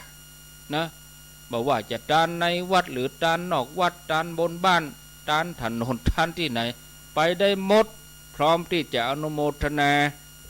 พร้อมที่จะรับส่วนบุญนะก็สำเร็จประโยชน์ได้นะถ้าดวงวิญญาณไปอยู่สถานะที่สามารถรับได้มีวิบากกรรมอันบันนักการตานนอกวัดหรือในวัดนี่โอ้ได้นะแต่ถ้าว่าทำกรรมนักบ่อยู่ในสถานะที่จะรับได้ถึงจะตานที่ไหนก็บ่ได้นะญาติโยมอันนี้แต่เกียงน้ำมันที่เปิ้นจุดไว้ปลายตีนศพมีความหมายว่าจะได้นะในงานศพของคนเมืองล้านนาประเพณีโบราณบะเก่าแถมอย่างหนึ่งก็คือมีการจุดไฟส่องไว้ปลายตีนคนตายเมื่อวันก็จุดแล้วฮะเมื่อคืนก็จุดแล้วฮะนะโดยสิ่งที่ใจจุดให้แสงสว่างนั้นมีชื่อแตกต่างกันไปต่างภาคกลางเปิ้นก็ห้องตะเกียงน้ำมันนะส่วนตังเมืองเหนือเฮานั่นห้องว่าผางมันก็คือโกมน้ำมันหรือว่าโกมไฟเปิ้นเอากระป๋องนมมะลินมข้นกระป๋องนมก็ดีขวดแก้วก็ดีอย่างกระป๋องทำจากสังกะสีนะเมืองเหนือล้านนาเฮานี่ที่ผ่านมานี่เปิ้นบ่มีแสงไฟเหมือนอย่างปัจจุบันบ่มีไฟฟ้าบ่มีโซล่าร์เซลล์ต้องอาศัยแสงจากธรรมชาติแสงจากตะวันแสงจากเดือนแสงไฟจากการเผาไหม้เศษไม้การเผาขี้โคนะการเผาขี้ไตไม้ยางนี่เนาะต่อมานี่ก็มีการพัฒนาก็ใจน้ำมันพืชน้ำมันบาเป้าน้ำมันเหล่าหุงน้ำมันนั้นน้ำมันกักน้ำมันกัดนะน้ำมันอย่างต่างๆเนี่ยทำให้เกิดแสงสว่างคนเฮานี่อาศัยแสงสว่างจากสิ่งที่ว่ามาเนี่ยประกอบกิจกรรมในชีวิตประจำวันนะเกือบกู้อย่างเนี่ยมีความเชื่อแม้แต่ว่าสิ้นลมหายใจไปแล้วนะจะเดินทางไปสู่ภพใหม่ก็ต้องอาศัยแสงสว่างนำทางนะจุดตะเกียงน้ำมันวางไว้ปลายตีนคนตายเฮ้อเปิ้นพอแสงสว่างมีความมุ่งหมายเพื่อให้เกิดแสงสว่าง ฮือฮู้ว่าอันเนี้ยมีศพอยู่นี่แถมอย่างหนึ่งก็คือเป็นปริศนาเป็นปริศนาฮือฮู้ถึงชีวิตเฮาเปรียบเหมือนแสงตะเกียงเหมือนน้ำมันตะเกียงเป็นปริศนาสอนใจให้คนพิจารณาว่าธรรมชาติของตะเกียงเนี่ยโคมไฟเวลามันลุกไหม้ก็ดีมันให้แสงสว่างเนี่ยบางทีมันก็ดับไปมันมี3สาเหตุนะญาติโยมมันดับเพราะว่าอย่างเพราะว่าน้ำมันมันหมดน้ำมันเหลือหลอมีหล่อเลี้ยง2ไส้มัน3อากาศลมปัดใส่ลมปัดให้มันดับเนี่ยนี่ญาติโยมชีวิตคนเฮาก็เหมือนกันนะดำรงชีวิตอยู่ได้ก็มีปัจจัยอื่นนอกจากปัจจัยธรรมดาทั่วไปมีข้าวน้ำมียารักษาโรคมีอยู่ที่อาศัยมีอาการหายใจแล้วก็จะต้องมีปัจจัยอยู่แถม3อย่างคืออยู่ได้เพราะมีบุญอยู่ได้เพราะมีอายุยืนยาวนานอยู่ได้เพราะว่าบ่มีกรรมมาตัดรอนแต่เกียงน้ำมันก็เลยเป็นปริศนาธรรมฮือฮู้คนบางคนนั่นเกิดมาก็เพราะอาศัยบุญเก่าแต่บ่เคยเพิ่มเติมบุญใหม่แม้แต่น้อยหรือทำก็บ่ทำสม่ำเสมอก็ทำให้อายุบ่ยืนยาวคนชนิดนี้คนเมืองเฮาว่าตายเสี่ยงบุญบุญนี่เหมือนกับน้ำมันถ้าปล่อยให้น้ำมันแห้งถึงแม้ไส้มันจะเหลือยาวหรือว่าอากาศจะลุกไหม้ได้ดีแต่ไฟมันก็จะลีลงเพราะว่าขาดน้ำมันเนี่ยคนเฮาก็เหมือนกันถ้าบ่ทำบุญเพิ่มเติมก็หมดบุญก็เหลือน้อยเนี่ยก็จะย่าเฮือชีวิตยากแค้นลำเค็ญทำให้ตายได้ง่ายแต่ถ้าบ่หมดบุญเนี่ยมีข้อกรรมเนี่ยมีอันตรายศรัทธาญาติโยมบางทีถ้าว่าจะเจ็บมันได้เจ็บนะเป็นเพราะบุญรักษาใส่ตะเกียงโคมไฟเปรียบได้กับอายุนะเมื่อเริ่มแรกจะจุดตะเกียงไส้ของตะเกียงก็ยาวบอกกองจุดไปไส้มันก็สั้นลงบอกกองสั้นไปไส้บ่ถึงน้ำมันไฟก็ลีในที่สุดก็ดับเหมือนเดียวกันกับคนเฮาเมื่อเกิดใหม่อายุไขก็เหลือนักอยู่บ่เดียวเราอ่อนเกิดใหม่เนี่ยอย่างวันนี้เราอ่อนเกิดวันนี้เขามีอายุแห่งประตูนักเหลือเฮานะแล้วเฮาเกิดเมินแล้วอายุเฮาก็น้อยไปติ๊กอายุน้อยอายุสั้นไปนี่ญาติโยมอายุไขเหลือน้อยอายุเริ่มหมดไปจนในที่สุดก็แก่เท่าหมดอายุไขยุ่มได้แล้วนะถึงแม้จะเพิ่มเติมบุญนักเท่าใดก็ไม่สามารถช่วยให้รอดพ้นจากความตายเพราะมีภัยสามารถต่ออายุได้ถึง200 ปีเพราะบ่มีภัยต่ออายุได้ถึง100 ปีนี่อันนี้ฮ้องว่าตายแก่ตายเท่าตายเพราะว่ามันเสี่ยงใส่ตะเกียงมันหมดไปแล้วเหมือนกับอายุคนเฮาเนี่ยสำหรับอากาศที่เป็นส่วนประกอบอยู่รอบๆก็เหมือนกรรมเนี่ยกรรมโยนิเฮามีกรรมเป็นกำเนิดกรรมพันธุเฮามีกรรมเป็นเผ่าพันธุ์กรรมปฏิสรโนเฮามีกรรมเป็นที่เปิ่งที่อาศัยยังกรรมังกเดชามิเฮาทำกรรมได้ไว้ปาปะกังวาเป็นกรรมชั่วก็ตามกาลยนังวาเป็นกรรมดีก็ตามตัสสะทายาโทภวิสามิจักเป็นทายาทที่จะต้องรับผลแห่งกรรมนั้นนี่ญาติโยมคนเฮาเกิดมาหลายภพหลายชาติเนี่ยบ่ฮู้ว่าทำกรรมอย่างใดไว้พ่องเมื่อกรรมมาตวยตันกรรมตัดรอนบางทีก็ตายไว้ที่มันก่อนสมควรนะก่อนวัยอันควรนะ ตายคณะยังหนุ่มแน่นอันนี้เปิ้นว่าตายเพราะกรรมคือบุญก็ยังมีอายุก็ยังเหลือกลัวจะแก่เท่าตายไปก็ญาติโยมทั้งหลายเหมือนโคมไฟตะเกียงน้ำมันดับในขณะที่น้ำมันยังเหลืออยู่ไส้มันก็ยังยาวอยู่แต่ว่าลมแหงลมปัดดับไปเพราะเหตุนี้ท่านก็เลยเปรียบเทียบโดยจุดตะเกียงน้ำมันไว้เป็นปริศนาฮือหู้ถึงชีวิตคนเฮาอายุบุญกรรมของคนเฮานี่ศรัทธาญาติโยมเอ้าแถมคำถามเนี่ยหยังไปงานศพถึงจุดธูปดอกเดียวนะเฮาจุดหลายดอกได้ก็เนี่ยหยังเปิ้นถึงจุดธูปดอกเดียวท่านผู้ฟังญาติโยมเวลามีญาติเสียเนี่ยผู้เสียชีวิตญาติพี่น้องก็จะมีการตั้งศพบำเพ็ญกุศลเนี่ยเพื่อทำบุญอุทิศกุศลให้กับคนตายตามประเพณีตามธรรมเนียมที่สืบต่อกันมาจนถึงปัจจุบันเมื่อมีการตั้งศพบำเพ็ญกุศลเฮาทั้งหลายคงจะหันว่ามีการจุดธูปไหว้ศพนะจากการได้สอบถามครูบาอาจารย์นักปราชญ์ผู้ฮู้ตลอดจนถึงตำรับตำราถึงการจุดธูปไหว้ศพนะต่างล้านนาเฮาอดีตบ่มีการจุดธูปนะบ่มีการจุดธูปไหว้ศพนะบ่เก่าเดิมทีนะหากเป็นศพเจ้าบ้านทั่วไปมีแต่การจุดตะเกียงน้ำมันไว้ปลายตีนเท่าอันแต่ยังได้ก็ตามการจุดธูปไหว้ศพในสมัยบัดเดี๋ยวนี้ก็ยังบ่ฮู้แน่ชัดว่าเกิดขึ้นเมื่อใด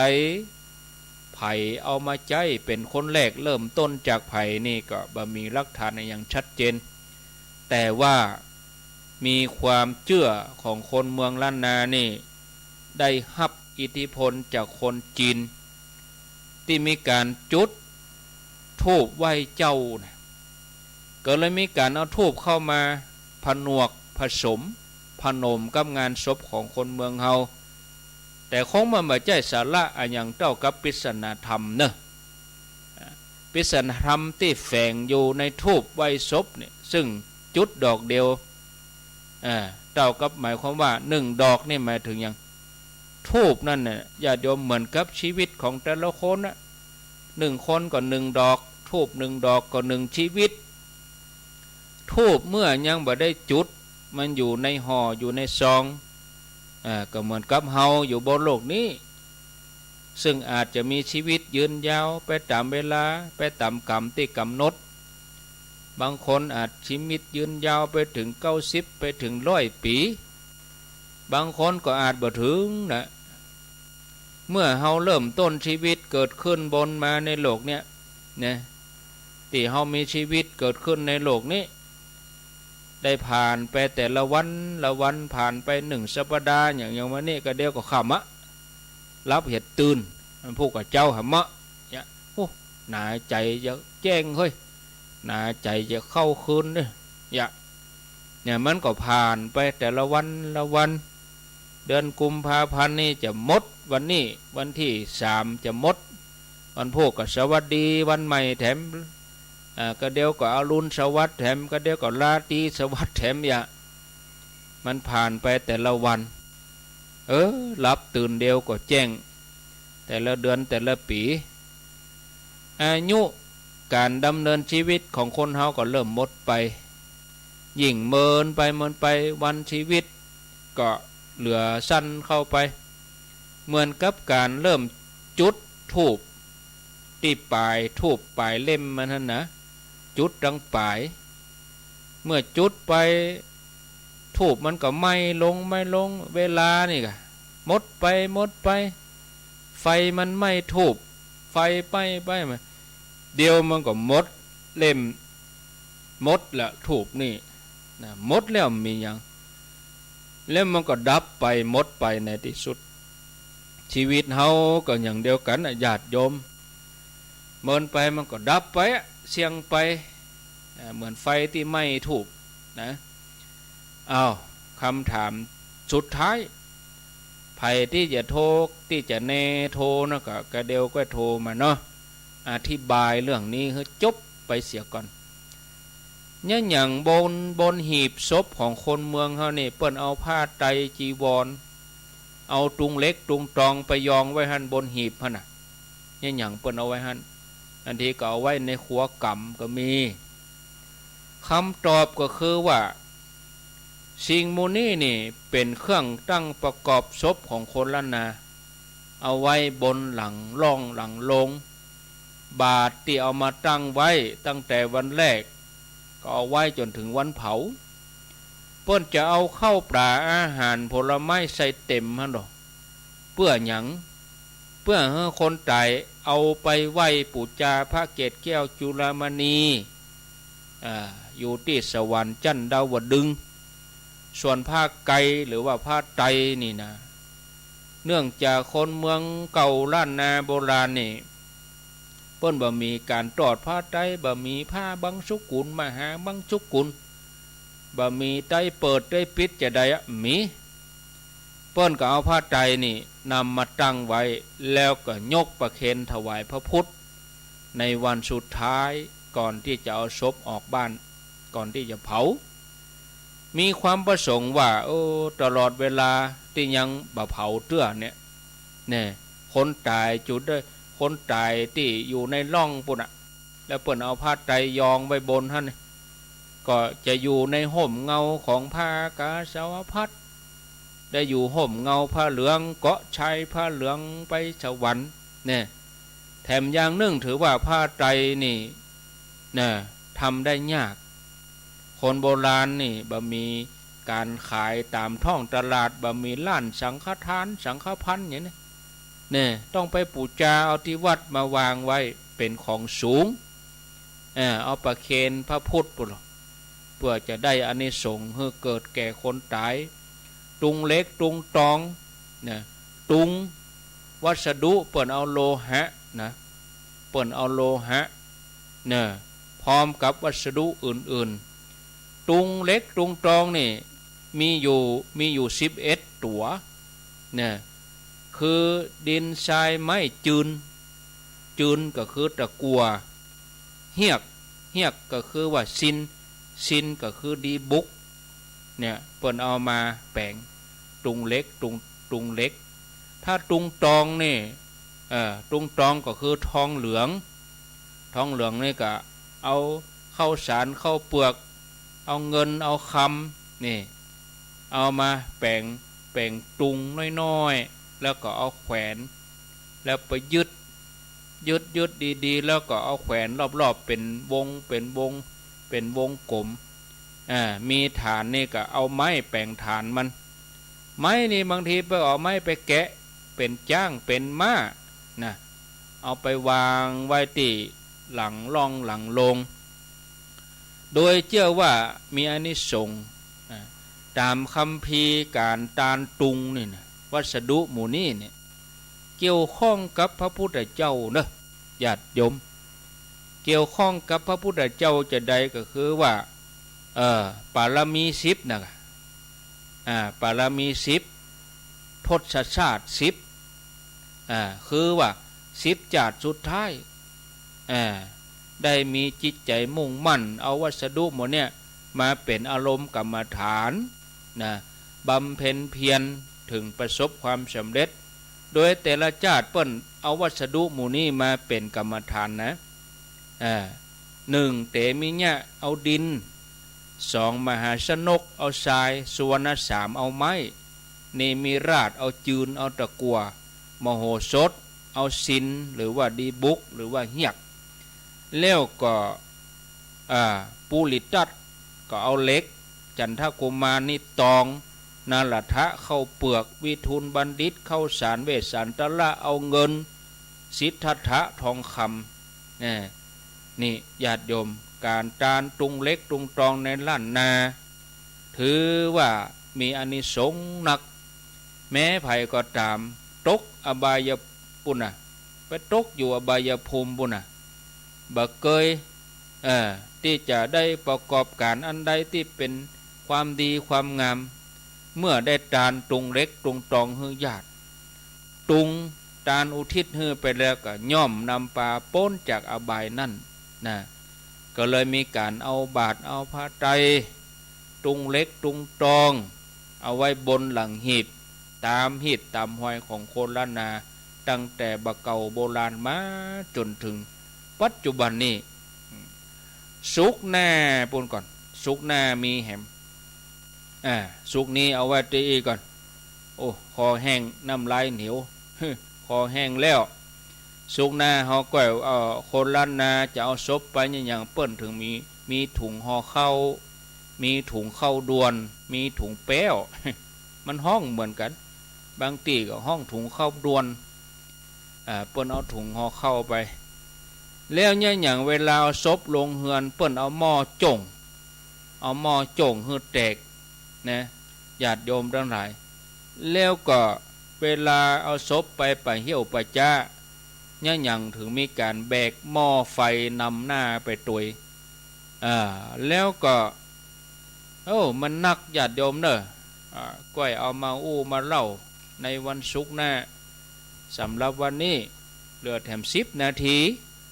เอาไว้เต้าอีก่อนนอปอออกแม่ออกศรัทธาญาติโยมทั้งหลายไผจะจะจ๋าก็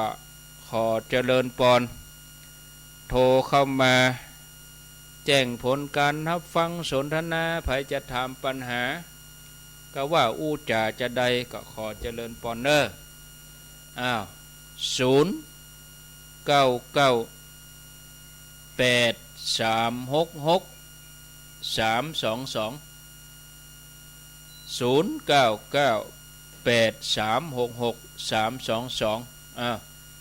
จะ5 โมงละประเด็นนี้4 โมงกับ51 นาทีอยู่ที่ไหนตั้งใดช่วงแรกตะกี้โทมตันกับปั่นเวลาเฮ้อละแหม10 นาทีสุดท้ายช่วงแรกโทบัดดันก็ขอเจริญปอนเข้ามารับสายก่อนจะเลินพรไปสาเจ้านะพระครูแม่พิมพ์ประแดดนะเจ้าฟังชัดดีเนาะเจ้าฟังเจ้าชัดเจนดีเจ้าเจริญพรเจ้าไว้สาเจ้าแม่พิมพ์ป่าแดดดอนใจจะเลินพรเจ้าไว้สาเจ้าโทรจากไหนแม่แจมเป็นที่เจ้าแม่แจมท่านเขารู้ว่าที่จะมาบ้านนะว่าวันที่เท่าไรวันที่8วันนั้นวันที่8 มีนาเจ้าเดือนหน้าปุ๊ก่อนหรอเนาะเจ้าเดือนหน้าปุ๊ก่อนเด้อกำลังเตรียมที่ไว้อยู่แค่เจ้าเพื่อกำลังเกียมกันอยู่เจ้าฟังว่าโทรประกันด้วยนะมันเป็นยังไปหอนแท่นมาหูว่าก็ไปเอากะไปไม่วากพวกกะวันที่8เมื่อคืนนะอยู่ดีมีสู้วันนั้นได้ไปไหนไปช่วยเป็นยังเจ้าคนเป็นนักคนฟังทำก็คนเป็นหลายร้อยเป็นปันปะกะตักปิ้งก็เงียบเลยเป็นฟังทำกันนะเป็นฟังทำกันดีเจริญพรนมัสการเจ้าแม่ฟังอยู่เนอะโทษจากไหนสีโพธารามเจ้าสีโพธารามเจ้า104ดับนะเจ้าดับกะ104ดับเจ้าบ้านดับไปเหี่ยแม่ฟัง YouTube เอาเนอะมันเป็นอย่างเนอะเจ้าดับหลายอย่างไฟฟ้าดับกะอินเทอร์เน็ตดับกะก็จะได้โมโหนะดับกะใจก็แม่พินยังโทรมาร้องดอนใจเพื่อนยังโทรมาถ้าดับกับคนเท่าก็เอกะฟังต่อเนื่องสักกรรม0998366322เจริญพรมาตรการเจ้าท่านไม่แน่ก็หาเขาครั้งแรกเจ้าครั้งแรกว่าคนตายนึกว่าเอาหัวศพไปตั้งเหนือแล้วเจ้าบ้านนี่เอาหัวศพไปตั้งเหนือได้ก็เจ้า ตั้งเดียวกันหมดหรอกะเจ้ามาตั้งเหนือกับตั้งตะวันออกก็ท่านตั้งเหนือหมดหรอกะเจ้ามาตั้งเหนือได้นอกตั้งเหนือหมดอะบอกว่าคนบ้านบอกว่าทุกเจ้าก็ไปตั้งเหนือหมดอะเจ้าคนว่าเอาคนตายพวกเอาหัวไปตั้งหันมือเอาไปก็อู้แล้วเมื่อกี้นี่เจ้าเอาไปตั้งเหนือนั่นเนาะถ้าคนเป็นเนี่ยท่านคนเป็นนี่ก็ได้เนาะฮะเนาะฮะถ้าคนบ้านนี่ได้เนาะที่คนที่ยังบาดตายเนี่ยนะคนบาดตายจะเอาไปอย่างตั้งเหนือเอาหัวไปตะวันออกกันไปตั้งไหนกันไปตั้งตะวันออกบาดตายเตื้อจะไปอย่างตั้งเหนือแต่บางทีมันตรงกับห้องน้ำเขาท่านก็เอาไปตั้งใต้ไปตั้งวันออกเหี้ยไปตั้งวันตกเหี้ยอีกอะตะวันตกไม่ได้เขาตะวันตกกับดีโอ้พระสารีบุตรนี่เปิ้นยังนอนเอาหัวแหวดตั้งทิศไหนที่ไหนอาจารย์เปิ้นอยู่ตั้งใดเปิ้นเอาหัวไปตั้งนั้นว่าเอาหัวไปตั้งใกล้เอาหัวไปตั้งโต๊ะแบบนี้เอาเฮาสะดวกว่าเว้นตั้งเหนือตั้งเดียวเอาเฮาสะดวกว่าเว้นตั้งเหนือตั้งเดียวจะไปฟังเขาไปเจ็บมานอนด้วยเฮาเอาเป็นบ่าตั้งใต้ดีกว่าเนาะบางทีไว้ตรงนั้นมันตึกตรงนั้นมันตึกตรงนี้กับมาเถียงหัวกันหั่นนั่นกะเอาบ้านเฮามันความสะดวกจะได้เฮาจัดสัดส่วนจะได้มันก็เฮาก็ฮู้ของเฮาคนเดียวเฮาหรอเราเอาหัวไปตั้งห้องน้ำติดห้องน้ำตั้ง2ห้องกันเนี่ยมันไผมันจะฮู้ว่าห้องน้ำมีแม่ฮู้ลูกเขาก็มันจะฮู้เห็นแม่คนอื่นมันอยู่ไหนก็อยู่ที่ไหนอยู่สันกับแปงเจ้าสาธุเด้อบางทีมันตึกยังนะโมทนาสาธุ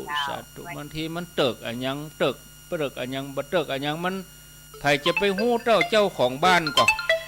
เฮาไปเจ้าของบ้านแล้วก็ฮู้ก็เว้นกับตั้งเหนือตั้งเดียวตะกะนะเว้นตั้งเหนือตั้งเดียวเจริญพรมาเจ้าเจ้าเป็นจองห่วงเปาเจ้า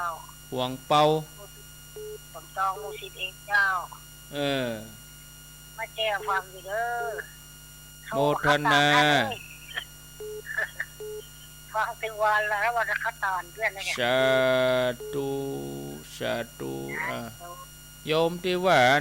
104ดับเนี่ยเพิ่นบ่ดับเนอะขึ้นหายกะปิดแล้วเปิดทำไมกะบางทีมันเป็นตาวิทยุเฮาก็มีนะทานมดกะคลื่นหายกะเฮาก็ปิดแล้วก็เปิดไหลโซะทำไมเจริญพรเจ้าแบบไว้สาเจ้าโทษจากไหนหนองควายเจ้าหนองควายหางดงนี่กะเจ้าแต่อยู่ที่ทำงานด้านหลังกรุงเทพเจ้าฟังชัดดีเนาะ104ยังออกอยู่นะคะออกอยู่กะฟังชัดเจ้า104ยังออกอยู่นะเจ้าอันน่ะเปิ้นว่าดับอิ่มดับเนาะบ่ดับเจ้าขอบคุณเจ้าไว้สาเจ้าเอาละจะอีก่อนเด้อลาไปก่อนญาติโยมพอสมควรแก่เวลาลาแล้วอายุวันโนสุขังปะลัง